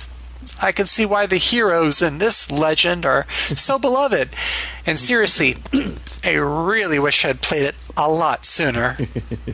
Now, it wouldn't be a Raven go-to list without a grid-based puzzle game with funny, queer characters. Number 2, Blobun. It's a deceptively simple, thinky game where you play a bunny girl who's been turned into a slime, and in each level you have to touch every tile exactly once. The gradual introduction of special tiles and elemental slime statuses means there's tons of puzzles with a whole spectrum of challenges. Plus, it includes a level editor, a super cute way to tease your brain. Squeezing in an honorable mention, Tribe 9. It's a baseball anime, but the tie-in game by Kodaka, the Danganronpa guy, has Neptunia-style battles and a gacha party builder. And it's permanently offline now. Yep. I'm definitely glad I looked into it. Finally, it's so tough to describe just how hard my number 1 hit me during a part of this year when I was struggling with my mental health and everyone felt so far away. I found a little game about both friendship and loneliness. Night in the Woods. It's about a young woman named May who's also a cat, and she's just dropped out of college for reasons she tries to keep to herself. There's lots of dialogue that pulls you in and mini games that charm you, but mostly it's a kind of narrative platformer as May kills time exploring her small Pennsylvania hometown and interacting with the quirky locals, and also slowly learning the town's dark secret.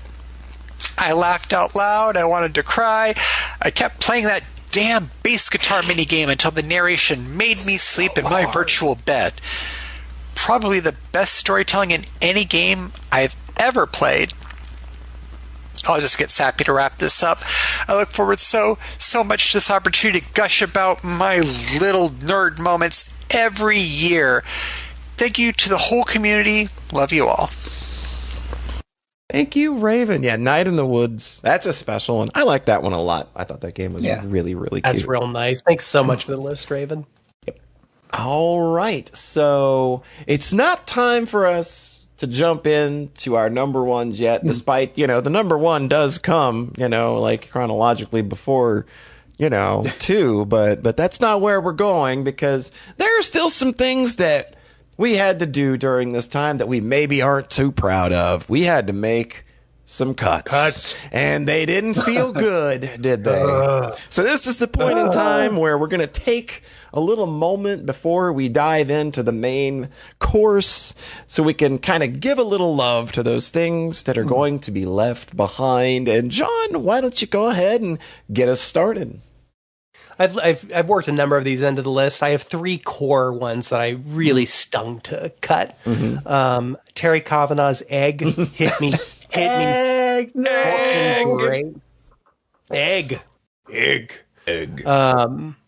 It's just you're an egg. The movement's cool. You're moving around a little 3D world. It's not a getting over it like you have checkpoints. Yeah. And the thing that really brought this one home for me was like there's a million tiny little choices that are really subtle that make the experience a little bit nicer, a little more forgiving, a little more playable. I think it's kind of a, like, you could teach, I feel like you could teach a class here on just like, here's all the little choices this game makes to kind of, like nudge things in your favor while still presenting an experience that doesn't feel like cloying. Right. I really like this. It's it was a really nice evening to spend. Also still love to see Kavanagh continuing to make freeware even all these years. All these years later. Fucking rules. Peter Stinger's Scorpion Ethicist and the other works of Computer James on itch.io. So Computer James is a new discovery. His work was a new discovery this year. And he has 6 games on the top of his itch. It's computerjames.itch.io. They're all called 10-minute Computer James. One of them is Peter Stinger. One of them that blew up is called Stealth Crossword. I really like that one. All 6 of them are bangers. They're all just like 5 to 10 minute amazing comedy games that have like a perfect comic voice that are just really stupid in exactly the ways that we all like. They have a little bit of a Catamites influence.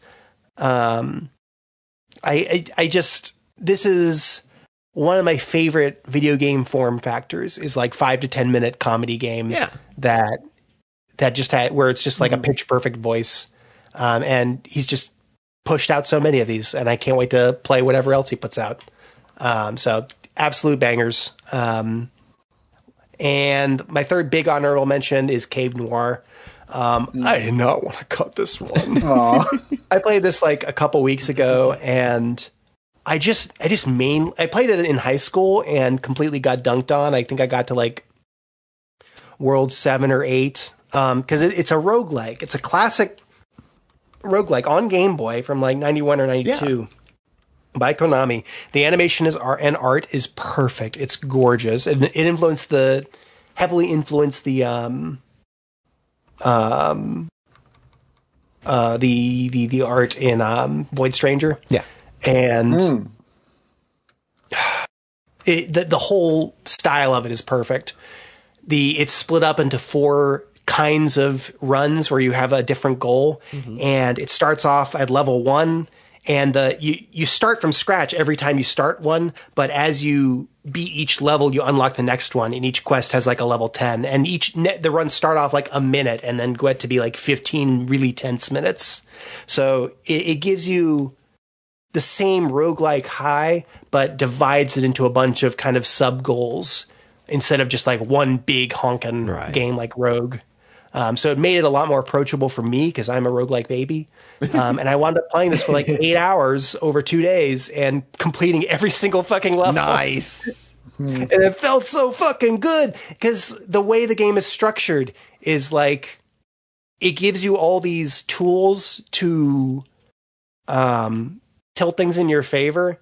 And as you progress further and further, the game is structured to like help you realize how few of those tools you actually need, how much you can get by with just smart movement. It's so clever. It's so smart and well done. It's one of my new favorite Game Boy games. So Cave Noir, absolutely recommended. And then some bonus honorable mentions. I really liked Nezumi Dash, Nezumidash, by a creator I'd never heard I'd played before. Nezumi Dash. I want to get this name right. Nizakashi on itch. They've got a ton of games on here I want to play. I really liked X Astris on iPhone to the point that I fucking played Arknights, which was a mistake. But X Astris was still a good time. Akogari Mario World was the most fun I had with the Mario Kaizo hack. I played Jumper and Jumper 2 by Maddie Thorson and discovered that she's always been fucking on it. Always been fucking on it. Always had storytelling chops in terms of like big silly platformer stories. Ooh, and Electhead I mentioned already. Yep. Time Flies I mentioned. RZ, It'll Do. And I finally beat an Apple II game on Apple II, start to finish, without a guide, taking notes myself, mapping out dungeons myself. I beat Questron. Yes! I was very, very satisfied and pleased. And the ending for this 1984 Apple II RPG, it actually goes really ham for the climax. Unreal. It's crazy. There's like some Star Wars tension that they inject. It's nuts. That's cool. Loved Questron. That's cool. So hopefully I can do Bard's Tale next. Those are my honorable mentions. All right. So my honorable mentions, first, big shout out to Chris for Excise. I'm sorry that horse girls have my heart. Arzette, the Jewel of Faramore. I had such a good time with this game. It's so unbelievably cute. I've played it twice. It's really fun. I really liked it. When John mentioned it just now, I had the moment of, is that it? Is that Polly's number one? No. I wasn't sure. I wasn't going to debate that would have been a hell of a... That would have been crazy. That would have been wild. I think this is a humble success. Yes, it's a really good game. I got to give a shout out to that new Lunar collection. It's really good. I'm just glad that those games are available for people now in an easy way to just pick up, throw in a console, or go to Steam and grab or whatever. I just want more people to play Lunar. And I have a copy of Lunar 2 Remaster. I'm excited. Yeah. Mortal Kombat Legacy Collection. That thing is solid. That thing's fun. I like that a lot. I talked about it, I think, last episode, I believe. Yeah. So I love those history packages. Yes. I played a lot of Atari 50 this year. That's so cool. Yeah, like I want to grab like the Atari 50 stuff and like just some of those others, because I just love that stuff so much. And then learning about, what the mindset of these people were when they were literally plucking ideas out of the ether and having to kind of just make it work. And we don't know if people are going to like this or not. So that's good shit. Arcadia Fallen. It was a really solid little visual novel about alchemy, and it really tries to put an emphasis on role playing, in that the protagonist isn't a silent protagonist, but you create the protagonist of the VN, and you really do steer that story quite a bit with the way that you interact with it. Ending didn't quite land for me, but I had a really, really good time with it. I think the writing in it is really good. The voice cast is crazy good. So it's got a really, really good, a lot of really, really good acting in it. So love that. Yeah. So those are my honorable mentions. Rhett. Okay, so there's one that I meant to mention earlier, which is Like a Dragon Pirate Yakuza in Hawaii. Right, yeah. It was really just that I was so on such a high from that series that I played another Yakuza game like a month after Infinite Wealth. There was no like, oh, it's been so recently, I'm going to wait like 6 months. It was like, nope, back in there immediately. Back in, get in Krispy Kreme. Yeah, okay. So the actual honorable mentions list, this is actually kind of long. I usually do a short one. Yeah. Kirby in the Forgotten Land. I was never going to put 2 Kirby games on my list. I'm sorry. I thought of doing a shared spot, but I think you faked me out by making me think you're going to put Forgotten Land later. I mean, it is later. It's on day 2. This game's really good. It kickstarted like a reappreciation of modern Kirby, like Dreamland did for John. There's things I really like here. There's things I really I'm kind of torn on like the movesets being really pared down to work in 3D. Yeah. So I think Dreamland Deluxe just plays so much better. But then this game has a much better extra mode where it isn't just replaying the entire game at once. Like they have massively remixed levels for the entire worlds. Yeah. And that is so like people definitely think this has like the best post game of Kirby's. It kind of has the problem John mentioned earlier though of it goes really hard right at the end, the main game. Like, it goes crazy, but it's also in, like, the last hour or less. It doesn't have quite as smooth as arc as Dreamland Deluxe does, but this was really good. Hyrule Warriors Age of Imprisonment. I just want to mention that the final boss fucking rules. I was, like, kind of blown away, like, how they took a story that you think you know the whole thing of and just add a whole bunch of fan service into it. One thing I forgot to mention that is, for some reason, this game has Star Fox like rail shooter sequences. That's incredible. So people are like, are they going to do Star Fox Warriors next? What would that even be? What would that even be? What is that IP? What nostalgia do people hold for it at this point? Because it doesn't have like they've successfully killed that shit. It doesn't have like the number of characters that like Fire Emblem or Zelda does. Not at all. But yeah, the final boss of this implements the rail shooter stuff into the combat. Incredible. It's crazy. So they like 2 thumbs up for the ending, but yeah, it wasn't going to make the list at the 11th hour. Right. Jumping back to a game I played late last year is first-person horror game Mouthwashing. Oh, right. I'm shocked. No one mentioned this. This is just big snow. I just didn't get around to it. When I wanted to get around to it, life was very busy because I wanted to play this in October, and life was just very busy. Yeah. Because this did come out a few months before me side. This was a 2024 game, so it's not shocking it's not here this year. This game's fucking heavy, man. They do some really good stuff in the first hour with your perspective character keeps changing. Like you keep jumping. It's a non-linear story. You keep jumping back to a pre-crash state and after the crash where things are going very poorly. And then the last hour I'm not as high on where it goes full like psychological horror and gore. But the overall story is so fucking sad and dark that I really kind of kept thinking about this one over the course of the year and like its messages. But it's a really heavy one. But again, it's the thing where like John, like Polly and me side, like we're not in that first person horror scene at all. So we're able to be affected and not be jaded. Yeah. Especially this one where it has like the kind of 32-bit era roughness of its 3D. Yeah. I know that's a very, very common specific aesthetic thing. I haven't played many of those. Besides my next honorable mention, Pseudo Regalia. This is... I want to play this one. This is on my list. I want to play this game. High recommendation for this one. This is like the Mario 64-ish dreamlike Metroidvania, but it's 3D. This game's just really cool. I wish it was longer. I wish it was a little more developed. Because like once I kind of got the whole map in my head, or just the actual map when you find it, like kind of changes the game. Because for a while it's like, oh, I'm keeping an increasingly larger space in my head. This is interesting.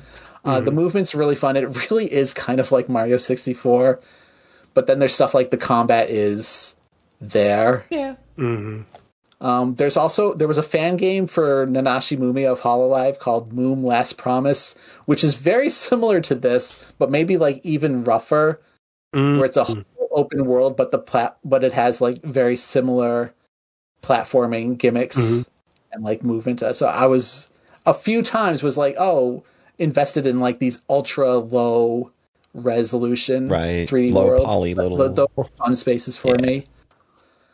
But I also didn't finish that one because it was actually probably too big. And finally, Near Replicant version 1.22474489. Okay. Didn't sneak in at number 1, huh? No. That would have been cool. That would have been wild. For a game I played in literally the last month. I played between podcast episodes, but really, I screwed up my playthrough for this one because I played half of it in 2021 and dropped it. Didn't you? Yeah. So it didn't hit. Parts of it definitely did not hit as hard as they could have if I had been like straight up didn't forget a lot of the stuff that had happened in the first half. Polly, have you played the original Nier? Not to completion, but I've been with someone when they were playing it and completed it, so I was in the room with them. Okay. The remaster does something extremely controversial in that it adds a new ending. Oh. So I don't know who personally is responsible for the ending. I don't know if it was the Yoko Taro thing or not, but the original Nier is not a happy game at all. No. It's a very, very sad game. And I think at some point, maybe things turned around because I feel the ending E in Nier Automata is hopeful. It gives the audience what they want. Sure. It gives, like, it is the big cathartic make you cry ending. So going back to the original Nier and adding a fifth ending like that kind of betrays its kind of whole kind of sense of mystique and its vision a little bit. But I personally now really needed that. Is this a tearing up right now, or are we just... Yes, this is a tearing up. Okay. Aww. I can make fart noises and make you laugh. Okay. It ends things on a much more optimistic note than you would have expected having played the original game. Having played the original fucking Nier, yeah, because it's like I won't go into what happens. Sure. And it's crazy. They bury it. They don't want you to find it. It feels like something Yoko Taro was maybe forced to do, and then like, nah, I'm gonna fucking make him work for it then. Again, part of why I couldn't like top 10 this is because it's extremely repetitive in the back half where you have to play hours to get the new end, to get like the original extra endings. And then the ending E is worse. It's like 4 to 5 hours deep into another playthrough. Oh, that's like, funny. Please, sir. And there's nothing different that time. Oh, that's like, insane. The game does not signal that there is new content at all. It only signals that you're done after this one. Right. Yeah. It's crazy. That's an interesting bizarre, game. Man. So I'll play Drakengard next year. Hell yeah, boy. Let's go. All right. So are we finished with the honorable mentions? Yeah. I do believe there is light at the end of the tunnel. And John, you have by far put in the most work in this job that we have done in getting out and getting to the other side of this listener list mine. You are free to take your seat on your lunchbox, sir. We will carry you from here. I have a listener list from Gitragatog. I hope I got that right. Oh, you were being serious. Yeah, I'm being serious. You can take a seat, John. You've worked the hardest of us all in this little mining operation, and so my lemon tea. You deserve your break. So these games have no numbers, so they will just be read in the order that they appear. Sylvie Lime. See the world through the eyes of a lime. Engage in bump combat with numerous walls that block your path. Crash the real estate market by throwing houses everywhere. Good-ass exploration platformer. Every item you find feels like you're cheating, but you'll still die 1,000 times to the same spike. Unraveling the hidden ancestor, the hidden meta story was very cute too. It was what pushed me through the fire and the stupid bird boss, although I think I've had enough coyote time discourse for the rest of my life. I love Sylvie Lime. Yeah, I think this game is wonderful. I think a lot of folks here would enjoy this one. It's gotten a lot of praise over the last couple of years. I think it definitely appeared last year as well. So it was on my list. Yeah, it was. All right, Galzu Island, second mention, tied with second mention. Galzu Island! Galzu Island! 2005! Galzu Island! Only on the Sockscast Game of the Year podcast are you going to get 2 mentions of Galzu Island.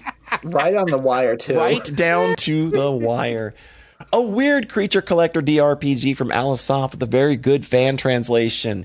You're given about a week per dungeon to capture 3 to 4 monster girls, but watch out. If you spend too long in the dungeon, the monsters start one-shotting you. Your reward for good routing? Hentai CGs with monster girls who are bad at sex. Sadly, the combats and dungeon layouts felt kind of bland, but it was overall a lot of fun. Blessed. And third entry, Jimmy and the Pulsating Mass. Man, this is a classic. Holy crap.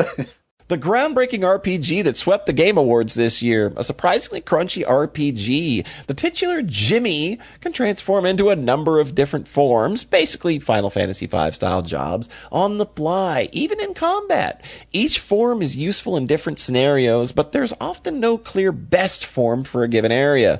Lots of optional challenge dungeons too. Story-wise, the game starts a bit generic for the first few hours, but takes some creepy twists.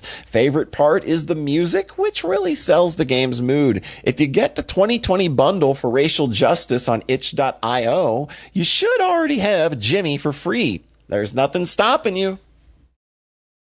All right, Rhett, I do believe you have your final listener list. The final one. I know there's been a lot of lists, and I know we're all a little tired, but I've got one more behemoth of a list right here. Okay. I'm just going to read every word exactly as it's written on the page. No editorializing. Did we say this is from Dr. Doobie? Hey, Dr. Doobie. I will mention that part. Okay. Okay. Thanks for writing in. Doobie's Game of the Year 2025 Top 3. Number 1, Hades 2. Number 2, Expedition 33. Number 3, Ball Pit. Whew, how did you get through that? I'm exhausted. You really, man. I mean, go take a seat John, next to John. Go take a seat. Declare obscure list. Get your lemon water. Get you a nice drink. So, John, did you update all those on the tally? Because Ball Pit has come up at least twice now. It has? Oh, damn. Claire Obscure is at 4. Oh. Well. So it's tied with Silk Song, actually. All right. So, we have our final listener list of the year. Number 43 came in at the wire. This one comes from Katrinia. You know her, you love her. The pink person on our server. Very, very pink. So let's have a listen in 3, 2, 1. Go. Hello, everyone. It's your favorite chaotic pink kitty, Katrinia, dragging in her top 3 games of the year 2025. Mild spoiler, it doesn't include Expedition 33. Apparently, that game won a few awards recently, which should also tell you when I'm recording this.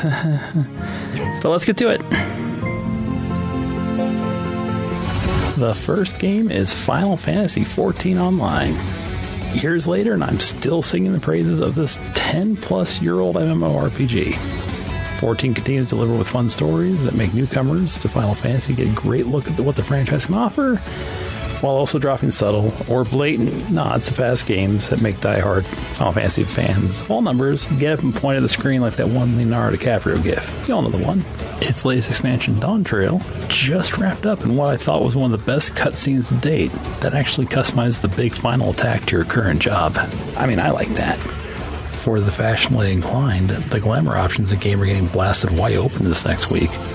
All class and level restrictions are being removed, so anyone can wear anything.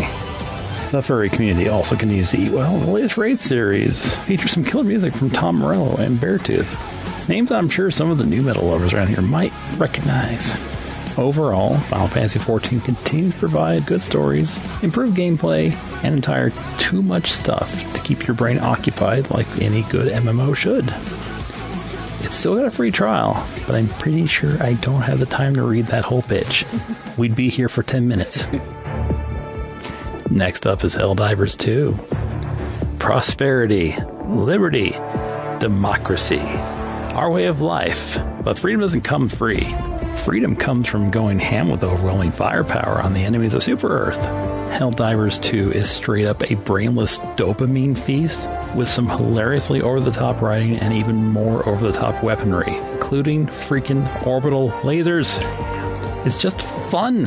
Replayability comes from seeing just what all can go wrong, or seeing what epic heroics you can pull off. It's all PvE and gets that Dynasty Warriors feel at times, but as a first-person shooters. There's hardly ever a mission in this game where I'm not laughing or cackling maniacally as I tear through tyranny with enough Daka to make an orc cry.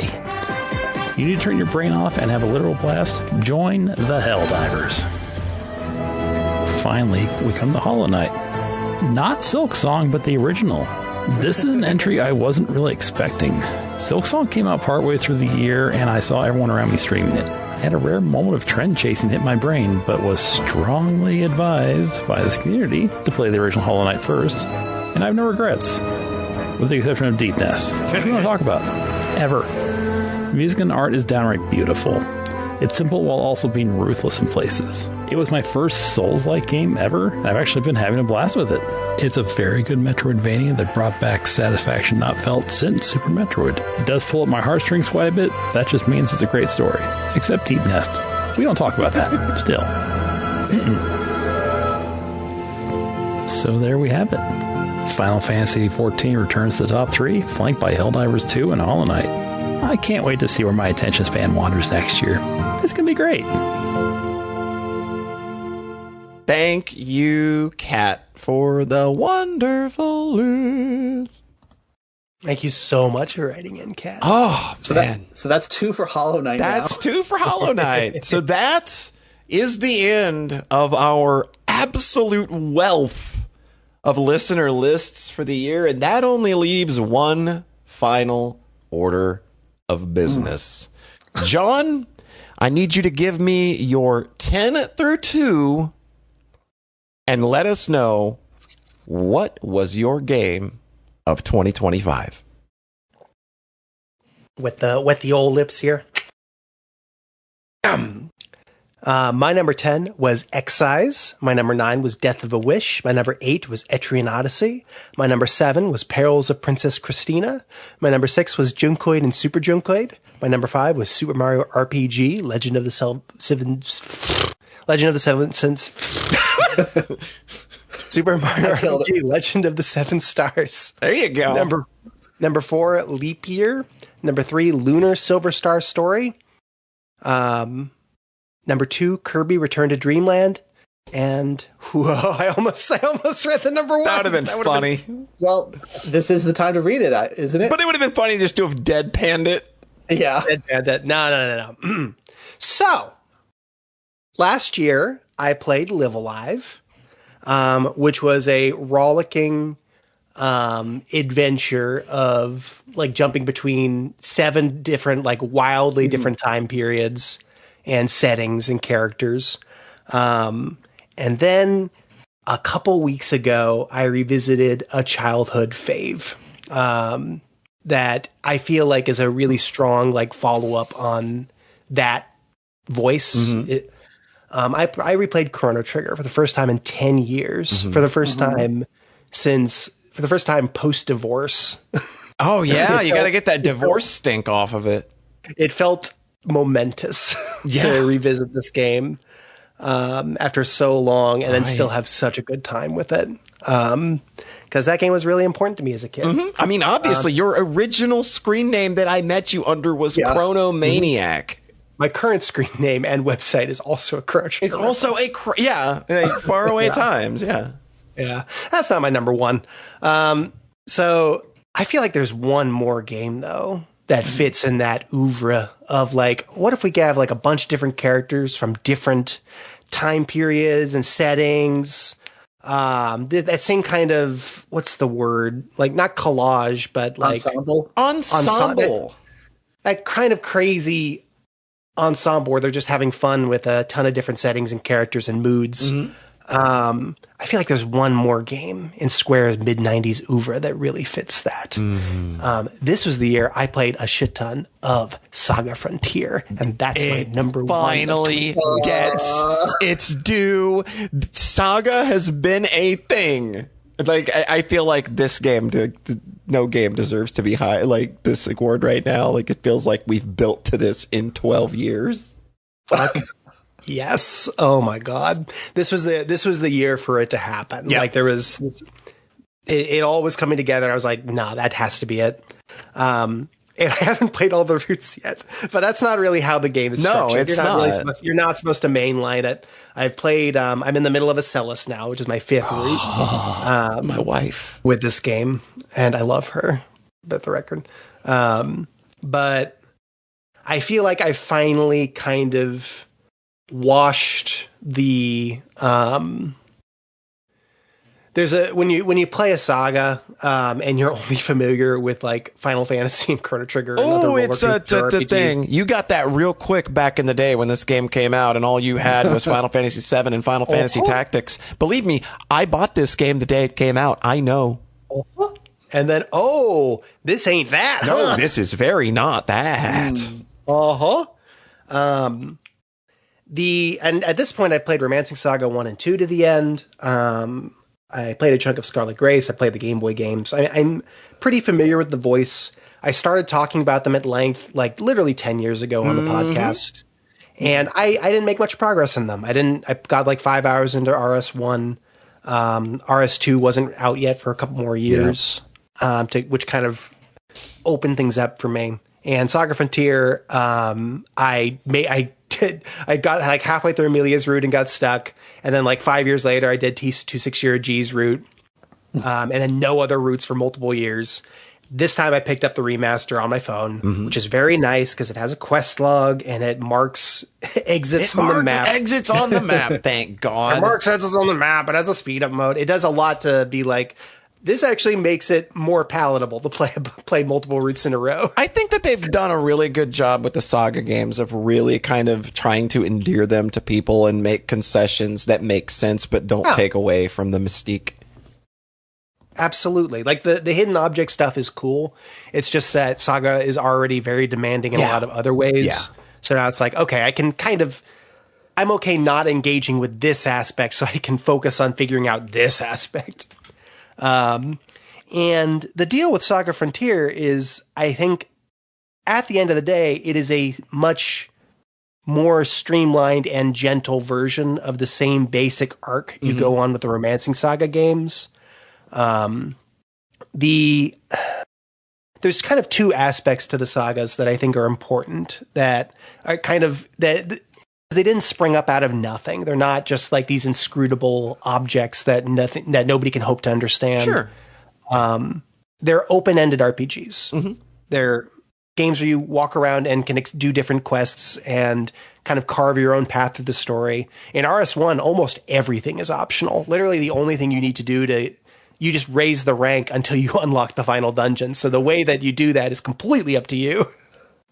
And I think that a lot of people just don't jive with that because they've previously only played really highly guided experiences, and that can be really hard. Even like with something like, I think Saga Frontier it's not as balls wide open as that, but it's still wide open enough that you just like, cool, I went to this sewer and everything's killing me and I've literally only been playing for 7 minutes. What am I doing?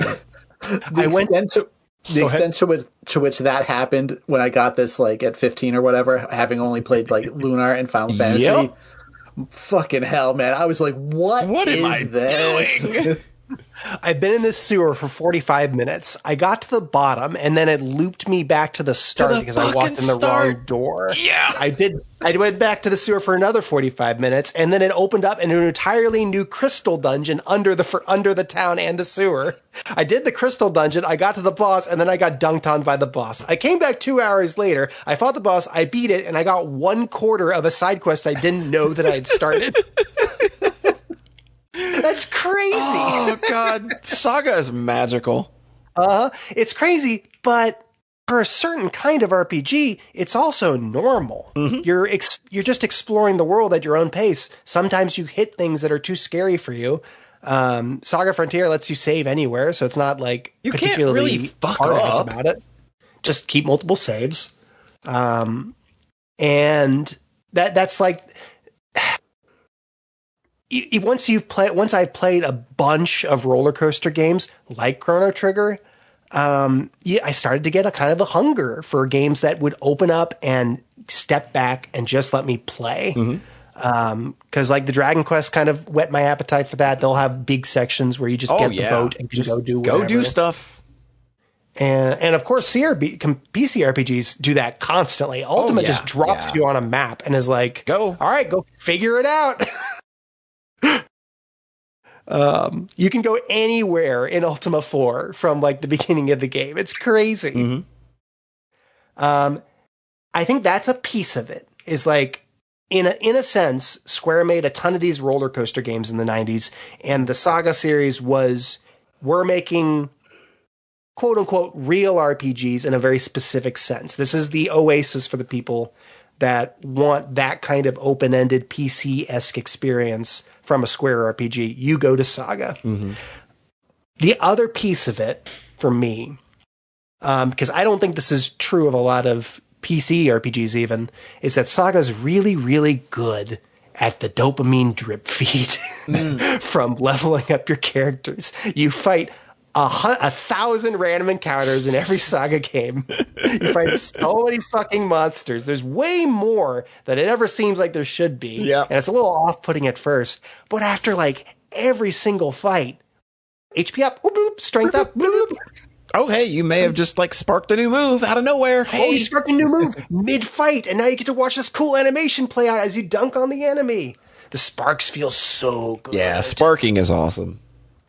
And watch that arc, that Romancing Saga arc of watching your character go from 50 HP to 800 HP feels really, really, really good. And Saga Frontier is like, what if we take that 30-hour arc and squeeze it into like 8 little hours per character is really good. Yeah. So that's Saga Frontier. It is taking the arc from Romancing Saga and turning it into something more punchy and palatable. So at the end of the day, I think there's a really strong, just purely lizard brain appeal to these games. Like, I don't want to only ever talk about them as like inscrutable software objects. They're fucking fun. They feel good. I think that's kind of becoming the new narrative around the series, because that series is getting a lot of love. Like, Square has done a very good job of getting this series kind of into the mainstream. I mean, Scarlet Grace literally won RPG of the Year at on a major RPG site a couple of years ago. So awesome. So I think that like that, and with this remaster in particular, I've just seen a lot more talk about positively. I know Minstrel Song remake of that just came out as well. It looks like a banger, and people are pretty high on that. So I think that this is a series that for a long time was just this inscrutable box that nobody could figure out. But something happened in the last 5 years or something where I've just seen it really find its place, and that's been really satisfying to see. Rules, it's so cool. I feel like inside of Square, the series is much more loved on than Final Fantasy is right now. It feels like it, yeah. Quaz is still there. a lot of the old Sakaguchi's gone. And with that remake, he got to actually finish the game too, because the original version was unfinished, and so they even added the character that was cut from the original game, and were able to finish all that off. So yeah, it's not a Live Alive. This isn't a game where it all comes together at the end. But it's very cute, and I'm very excited to check in on the differences in the Acellus route. Yeah, because I'm really enjoying that so far. Because go ahead. I thought the 8th character actually was after beating all the others from the original game. It unlocks Fuse. It's weird. I want to. It's okay. True. It's Saga. It's weird. Yeah, it's weird. It's Fuse's route is made up of like 7 mini routes based on. Oh my god, it's really weird. It's weird. Yeah. We try to say Saga isn't weird, and then immediately dive back into the new stuff is still pretty weird. Yeah. But like they're also weird in very similar ways. Once you've gotten through Romancing Saga, you've kind of got figured out how to engage with these games. Yeah. You walk around, you explore, you take notes on how things fit together, and you level up. You get stronger. And make number go up like, and be good and be gooder. And listen to amazing Kenji Ito music. Oh yeah, the soundtrack is amazing. And I think the number one thing is that every saga, without fail, has a fucking doozy of a final boss. Oh god, and they always rake you over the coals, which just makes it feel. That's what makes the drip feed feel so good, is that you're always building towards something that needs every advantage you can scrape together. Yeah, that's real cool. So Saga final bosses are some of the coolest things in the world. And then Frontier is like, hey, we have 7 different final bosses for you to enjoy. Mm-hmm. Hell yeah. Mm-hmm. And Blue has 2. Blue has 2, yeah. He has a crazy awesome final boss, and then the game is just like, all right, we have one more act. Yep. Somehow. The music's amazing. They all have different themes. The T260G final boss is still like maybe the single most aesthetically attractive individual. Like, yeah, that is my favorite boss in that game for sure. Yeah, it's so pretty. Seeing that in a clip was like the thing that got me to play Saga Frontier in the first place. I'm having a ball. I think this is probably my favorite saga at this point. I also really like RS2. I feel like I'm going to be prepped to play RS3 after this. After 10 years of pecking at this series, trying to kind of find my way in, watching Sylvie mainline a million of them and have a ball with it, putting Unlimited Saga at number 1 for our podcast, which rips. Because that one does seem really hard. That does seem really scary. As somebody who has played Unlimited Saga, I can tell you that game is just. You want to talk inscrutable? Jesus Christ, dude!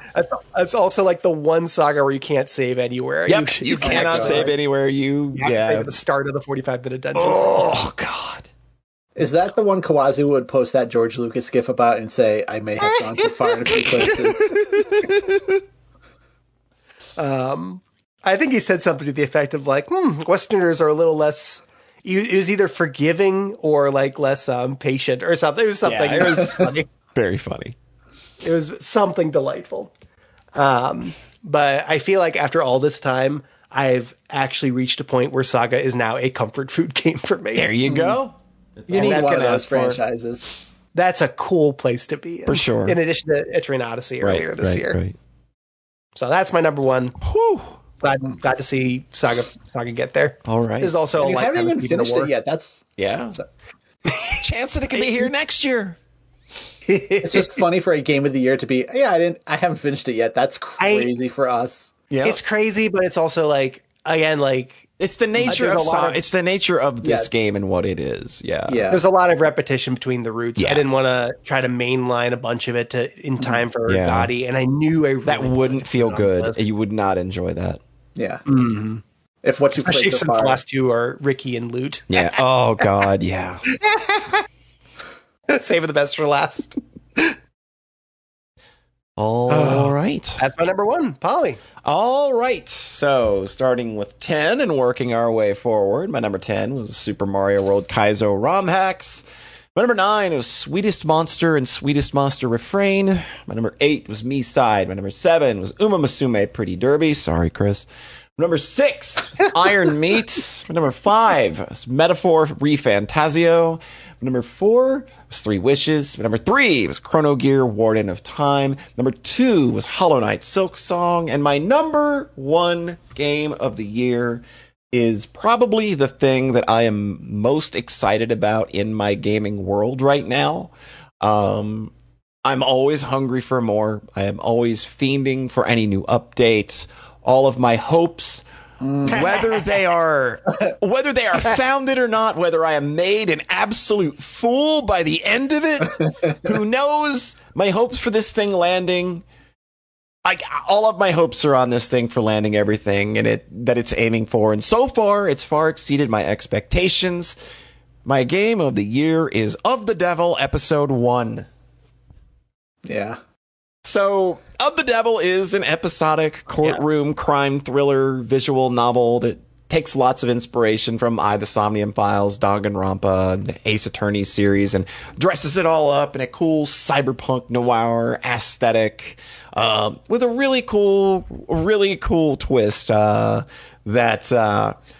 you find out at the end of episode 0. So episode 0, which you can play for free. You can play this 2.5 hour prologue at any point. Just download it and it's right there. Of the Devil episode 0, it writes a pretty big check. It's and so I go into episode 1 with the thought of like, all right, man, balls in your court. You've made your intentions clear. What you got? And then the game just said, fucking bet and swords. Episode 1 is kind of really where this series starts to build its techno-dystopian capitalist hell future world, and the atmosphere is just palpable. They do such a fantastic job of making the world feel real in a kind of a terrifying way. It feels real. It feels lived in. And it's got some really striking visuals to kind of pull that all together. But you really start getting into the nuts and bolts of this, of what the world is, with all of like the data pads you find around, all of the news stories that are happening, all of the documentation that you dig through. All of that stuff does a great job of kind of pointing toward a future that feels a little too damn possible at this point. This game's world is kind of scary because it just feels like it's what we're headed toward, where mega corporations are, like mega corporations run the world and they run entire cities and people just live there and all they do is go to work and go home and sleep. And it's just, very unsettling in a lot of ways. The big star of this episode is the new character that gets introduced kind of as Morgan's new sidekick, Sarah. She is an adorable little android that is at the very center of this episode's main conflict. Oh, she's real good. Sarah's so good. She is, man, such a sweetheart. Just like grab her, give her all the hugs in the world. Oh, God, I love her. But she is at the very center of this episode's main conflict, which involves the death of her creator. And her creator is not only a key player in the advancement of androids becoming more human and lifelike, but he also has a history with Morgan, who is the main character. So that makes her involvement in this episode a lot more personal. And it's just really fun kind of seeing Morgan go from this very, like, she really wants nothing to do with Sarah because she kind of just sees her because Sarah just kind of ends up dumped in her lap. It's just more of like, look, I'm leaving my android to you. She's all yours now. You take care of her. And Morgan's just like, not the kind of person to want to have much to do with any of this. But obviously it's something from, a friend of hers that has recently passed away due to some weird unforeseen circumstances. So it's a really cool little dynamic where you get these two going back and forth, and like, with Sarah being ever inquisitive and just Morgan kind of just deadpanning everything. And, kind of like the more you kind of start getting into the story and the more you start finding out about Sarah, you start to see cracks in Morgan's facade where like you start to see like, oh, the death of her friend is actually really starting to bother her. And she also sees herself in Sarah in ways that are maybe a little more uncomfortable than she wants. She does. These aren't feelings that she wants to be in proximity of. So it's very fun to kind of watch that dynamic happen, along with like the big twists and turns of the big case that is happening. Like it starts like this is a case that starts at one place, and by the end, it's just somewhere else entirely. And by that point, there are even more revelations about Sarah's origin and her creator's backstory that have some pretty wide sweeping implications for this world and this cast and the rest of the story.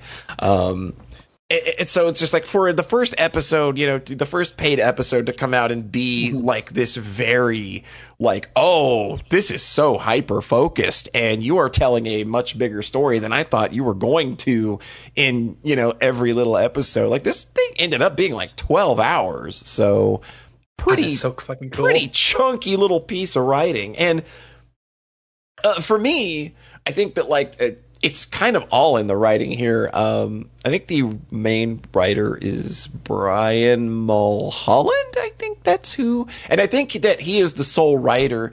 But he has such an admirable command over being able to convey characters. And he writes interactions that feel snappy and clever, but they also just still feel really grounded. So it's just a joy to have all of these characters bouncing off of each other. And it just, like, every conversation, there's just something memorable about it, because there's either just some fucking wild ass one-liner, or somebody's just like dropping some kind of like hot information in a way that's just kind of really impressive, that kind of takes you aback. Like, it's just very easy to develop an internal voice for all of these characters because they exude so much personality. So when you put all that together with a really cool, twisty, winding mystery already, on top of the fact that, like, again, what the premise of this story is, and like how, like, you're left at the end of this game and like, well, how the fuck does Morgan navigate this? Yeah. Like, and like, what would Sarah think of any of this? Because Sarah is just like, she's this kind of new to the world, but she knows a lot about the world because she's consumed a lot of media. So that's kind of how she approaches the world. But in terms of like morality and stuff, like, we don't know how she's developed that way yet. So it's going to be really interesting seeing how these two kind of coexist going forward, knowing what we know about Morgan, and then like Sarah being this blank slate who is also like a remnant of this person Morgan actually cared a lot about.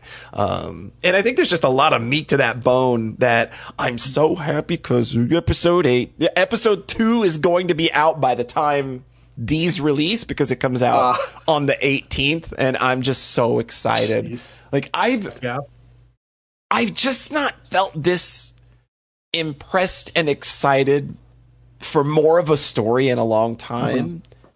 And I get that same feeling from seeing the dev talk about it too. Like, there's a level of excitement and confidence on their end, and with the time that they've spent developing their voice over past releases like Model Employee and Martian Line, like, I think it's just easy to have confidence they're not only going to see this through, but I just feel like they're gonna land it. So for me to put an episode as my game of the year doesn't feel weird to me, because there's just a confidence in this work where it's just like, I believe it. I think you've absolutely got this nailed down, and I trust implicitly your ability to deliver on this story just based on the quality of episodes 0 and 1, but especially episode 1, which just, I did not think that what would kind of be considered the introductory episode would be the episode that felt like it was going big in the ways that it was going by the end. So yeah, man, where is this going to go from here is the question. Exactly. Where does it go?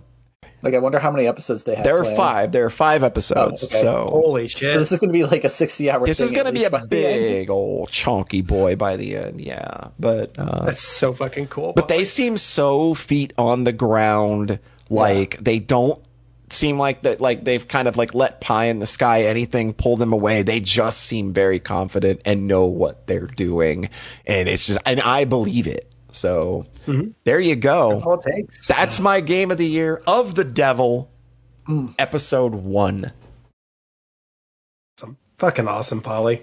Rhett, give us your 10 through 2 and your game of 2025. And Polly? Yes. I forgive you for putting an episodic number 1 on here. I think this one really earns it for sure. it 12 does. hours is not. I think this tracks. I think this makes sense. You streamed this, right? Yes, I streamed both episodes. So I just remember, like, we're on night 4 of the Devil episode 1. I'm like, bro, how long is this? What's going on? It's a DLEC episode. What the hell? It's like, how is this not like a 2-stream thing? Yeah, like it earns it. Like this could easily just be like you get the free game and then it's like, oh, here's of the Devil 1, of the Devil 2. You don't even need the episode name there because I think that they're fine as full games. They just feel like actual sequels. Yeah, yeah. Killer. Like, Zero's just a prologue, and then hey, here's the real game. Yep. Okay. I've noticed looking at my list, there's a lot of games with colons in the title. It's a regular. That's just let everybody know to get your regularly scheduled, colon checkup. Sometimes, hey, some of us are getting up there in years. You may need it. Okay. That was a real bad, stupid joke. I apologize. It's fine. It's 4 hours in. We're loosey goosey at this point. The what do you call it? The hubris every time. Sure. That this isn't going to go as long as it does. I know. I really thought that, like, after those, number 8s, we were cruising. Those number 7s, we were like, man, we're in there. Even number 5 today, we were cruising. Yeah. Okay. Let's go. Let's go, Rhett. We're doing it. Number 10 on my list, Ace Attorney Investigations 2, Prosecutor's Gambit. Number 9. Holy shit. Oh, sorry. I was like, wait a minute. No, that's not number 1, is it? That's number 10. John doesn't even remember. Like I said, we're all pride now. Number 9, Cyberpunk 2027, Phantom Liberty. Number 8, Witchspring R. Number 7, Kirby's Return to Dreamland Deluxe. Number 6, Donkey Kong Bonanza. And here's where it really ramps up. Number 5, Hollow Knight, Silk Song.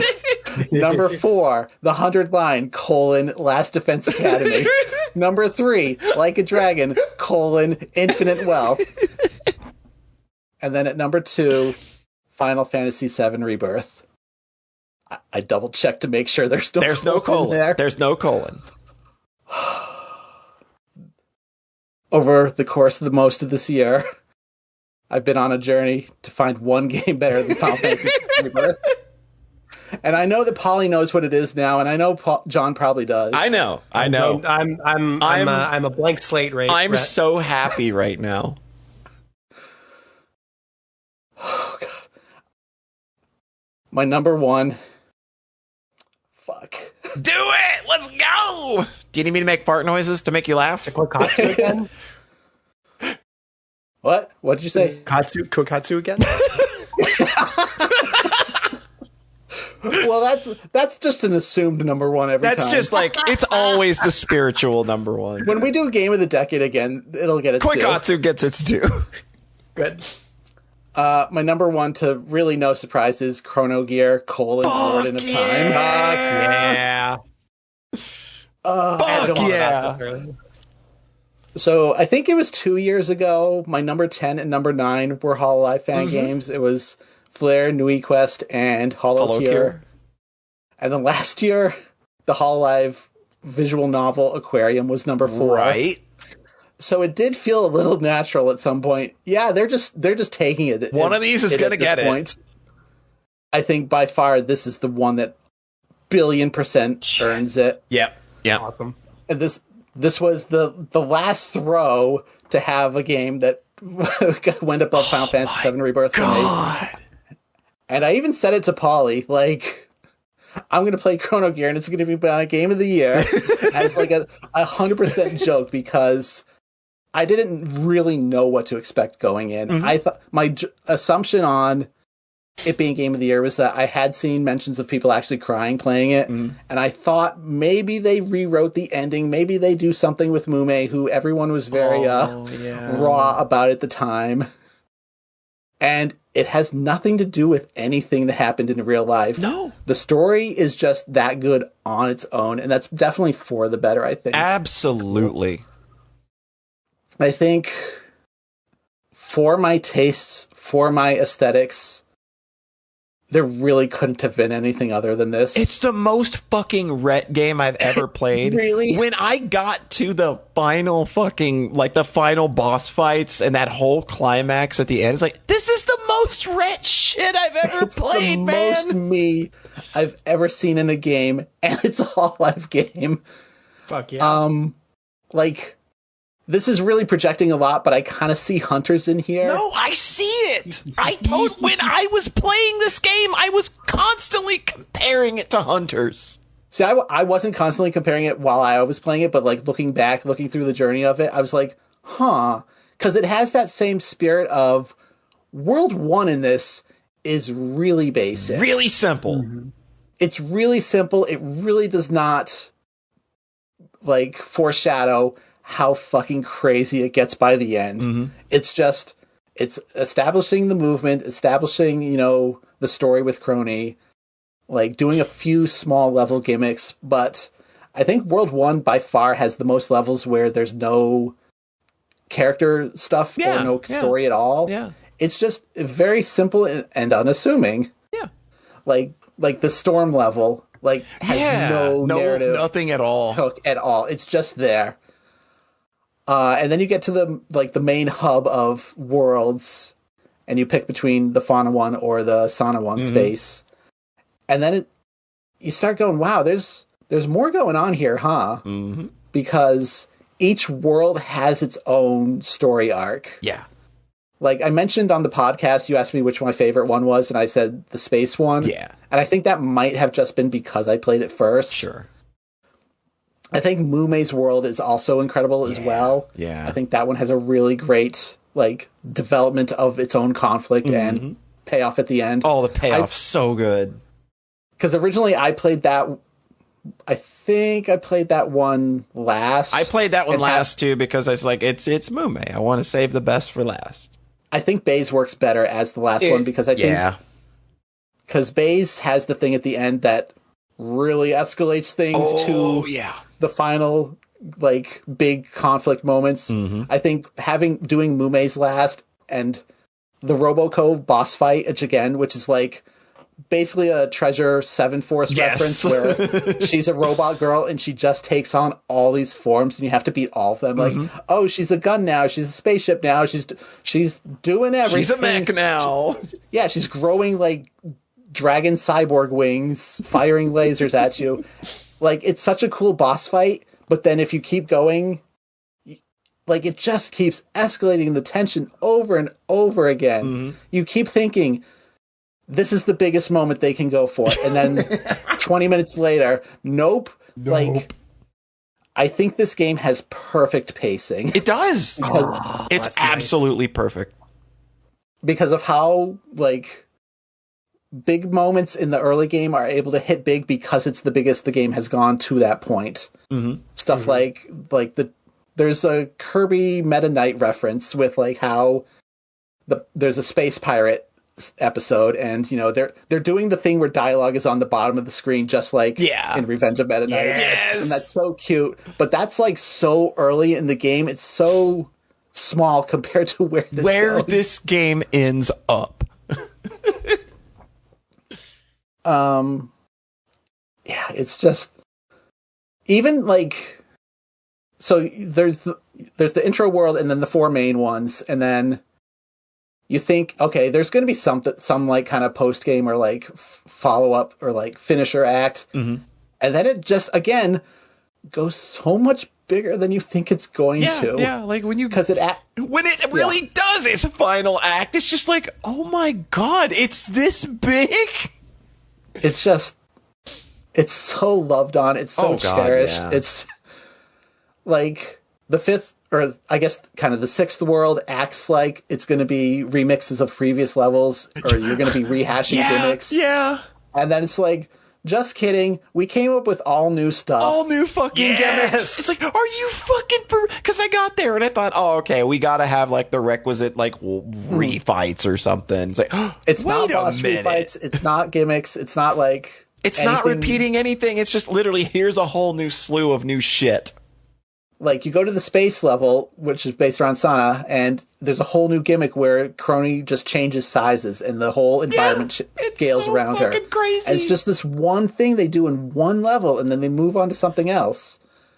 Like, the Iris one has, like, the whole mirror Oh, God, aspect. yeah, the mirror stuff where you, like, go through in and out. Like, it's so cool. And then, yeah, it's so good. Then you get to a certain boss fight, and a vocal theme starts playing at the start. Shit. You're just like, oh, shit. It's so good. That's the moment where I was really like, okay, they're going really hard here, huh? Yep. Basically, some Sonic references, like the fire level in Sonic 06. Oh, yeah. I think, like with the Ruined City. Yeah. A lot of, like, they start really playing with, like, how fast you can go by adding boost pads and clever spots to really... Like, that whole burning arena area fucking rules. Really awesome. And then animated cutscene with Crony voiceover. Yes! So this game... So I was a little distracted at that point. Like, what she was saying, like, that part makes me cry now. But then one of the boss fights goes so big, I go, oh, this is the final boss. Cool. Mm-hmm. And then there's, like, 2 hours after that. 2 more hours! And Like, that's not like an, oh, God, there's 2 more hours. It's, oh, God, it's 2 more hours? Of the hypest shit ever. The hypest shit, dude. I mean, the vibe, it's the same vibe you had when you talked about Wonderful 101. Yeah. Like, that's the energy. Oh, yeah, this is... I think this plays better than that. I do have some gripes overall with, like, Crony doesn't have contact damage. Right, So you can it's such a minor thing overall in the grand scheme of things, especially when, like, the last main level is throwing so many enemies at you. Oh my God. It's full on war. It's just a There's war like 20 zone. things on screen. So you can either fight through it or you can dash through it. Both feel cool to do. Mm-hmm. Just slow down time and be like, I am untouchable, you bastards. Yep. And, like, the last level is crazy, because I think this game has perfect pacing is that it starts super intense with the huge battle that I just mentioned, and then you keep thinking this level's going to end. They give you a warning at the start of it that says, hey, this level has, like, resume mode in it. Yeah, like this is this is Robotnik Land or Eggman Land from Sonic Unleashed. It's like 40 minutes long. Yeah, it really is. But, like, it starts big action to get you hyped. You're assaulting the final castle, and then the further and further you get into this level, the slower the music gets, and the slower, and, like, the pacing slows down. And I mean this in a good way. Yeah. It becomes more puzzle focused. Yeah. It's like they're really pushing your time powers to the end, pushing, like, the final gimmicks from the single upgrade you get in the entire game. They really play with it right at the end. And they're, like, the music in, like, the last stage area is, like, really chill. It's super relaxing, yeah. They're holding back. They're keeping the pacing going so that when you get to the final boss, it can fucking explode again. And then you get to the boss after the final boss and it explodes again. It's like, I like big, huge moments that make you cry. I haven't mentioned a lot of them on the games that I've put so far, I think. Mm-hmm. But, like, almost every game on my list will have at least one. Yep. Like, these perfect moments of the fusion of gameplay and story. Yep. So the fact that this game does it twice at the end with both its final bosses. Yep. Like, you absolutely could have ended it after the first one because I thought it was the end. Yeah. It feels like that's it. The one thing that I thought they should have done, that they should have looked at Silk Song and been like, oh, that would be funny. They should have just done a fake credit roll. Oh, God, yeah. Yeah, they should have. Because it does do an actual kick you back to the title screen. I think it would have been so fucking funny if they did, like, a 3-minute credit roll with dead silence right before that. Yes. I think there's a tiny bit of a misstep where the whole door that has like makes you require all the gears. Oh, I don't know why that's there. Yeah. I haven't seen people get stuck by it, but it's like, I don't know why they felt the need to do that was. And like the whole being able to go back to the levels breaks the story at that point. Yeah. Yeah. But again, tiny misstep. That was not itty-bitty. Like just completely not an issue. Yeah. It could be an issue, but it wasn't for anybody I've seen play it, thankfully. The soundtrack is 800,000 songs. It's like literally over 90, I think. Yeah, it's crazy. I really intended for this to be a soundtrack that I just straight up started listening to on its own. I got a little sidetracked the last couple months. It'll happen eventually. Right. The music of the last two bosses, especially though, or even like it's just the Gandalf fight as well. It goes. I even like the stage musics. I really like all of it. They're all genuinely really good. Like this is just like I don't think that there's a track on this soundtrack that I dislike. Like they're all just fucking good. It's all bangers. It's a good mix of original stuff to fit the mood of the story, or it's a ton of Hololive remixes. Yeah. Like the Roboco boss fight just being a remix of her actual original song with her vocals with still her actual in it, vocals in there, yeah. But like heavily distorted and remixed and like auto-tuned to fit everything. Yeah. It's so fucking cool. Yeah, I really like this game. I organized the podcast list in case Polly had this as her number one. I was hoping for it, but it didn't happen. Won a tag team number one there at the end. Number 3 is still very respectable. Oh, yeah, for sure. Yeah, I was like, and that also means Chrono Gear got 2. Yeah. Because John had noticed something that Polly and I played Silk Song and talked about it for like an hour and a half on the podcast, and then we both played Chrono Gear and talked about it for about an hour on the podcast, and that the tone, the effusiveness, and the praise felt way stronger for Chrono Gear to me. You're not wrong. You're not wrong. I felt that there was just way more passionate excitement for this one. Yeah, for sure. For sure. So yeah, that's my game of the year. That's fuck yeah. Great choice. Awesome fucking lists. These are good, always. yo. So do we want a quick review of the community phase? Yeah, like what's the final tally here on the community list? A lot of games that got 2 picks, like FF7R and Metaphor and Hollow Knight. And I don't know if I got this exactly right, so apologies. Silent Hill F. Getting 2 is with as wide a spread as we get. Getting 2 is still an accomplishment. Chrono Gear, and I wasn't counting honorable mentions for the record. So that for sure. The ones that got 3 were Metaphor, the new Digimon, 1000 Resist, and PSO. It sounds like PSO still kicking, baby. The ones that got 4 were Claire Obscure 33, Silk Song, and I think that's it. And our one game got the sweep. 5. Who got the sweep? The sweep was Chris L. Sound's Excise. Goddamn, man. That goes down real smooth. That's crazy. That is so cool. Big congratulations to Chris. It's absolutely deserved because that game's real fucking good. The game's real fucking good. But that, my dear friends, is a wrap on 2025. It overall may have been a real shitty year for the most part, but like I said at the top of yesterday's show, like having this little community event to look forward to at the end of every year will always be a highlight, even if, we're all kind of stumbling around and trudging through the darkness right now. I also, of course, want to give a big special thanks to everyone who took time to contribute a list this year. 43 in all. I've always privately had a secret goal of hitting 40, and we did that, and then some this year. So y'all seriously rock. This has literally been our biggest show ever in terms of sheer volume and the variety of games on display, and it's all worth celebrating. This year has particularly, if I may be so bold as to borrow a phrase from our dear friend John Thayer, has fucking ripped.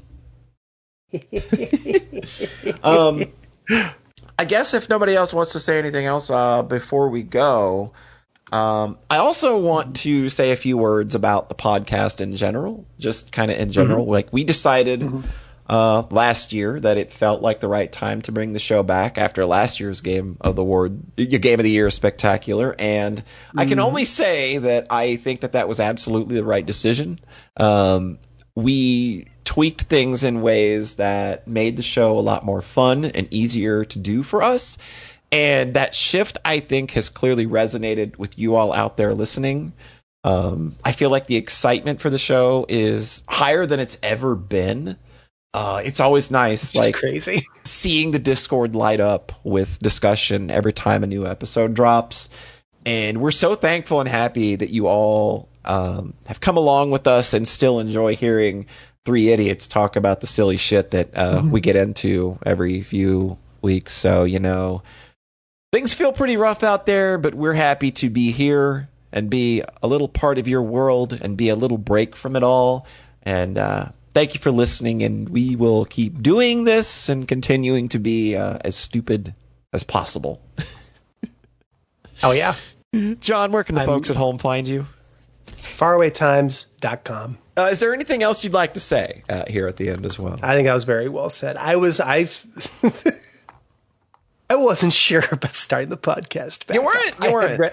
I had reservations, and it's wound up being such a source of joy in my life this year. And I'm very thankful to you both and to everyone in the community for helping make that happen. All right. And Rhett, where can the internet folks at home find you? I don't know. You don't know. I'm sorry. I don't have anything sweet to say like John. Yeah. Rhett's got nothing. It's a blast doing this. Rhett's just like run out the tank. He's like, all right, y'all, I'm on E. It's done. It's a blast doing this every year. Yeah. Yeah, this is great. So thanks for joining us again. We will catch you sometime once more in January. Have a nice, safe holiday. Have a happy new year.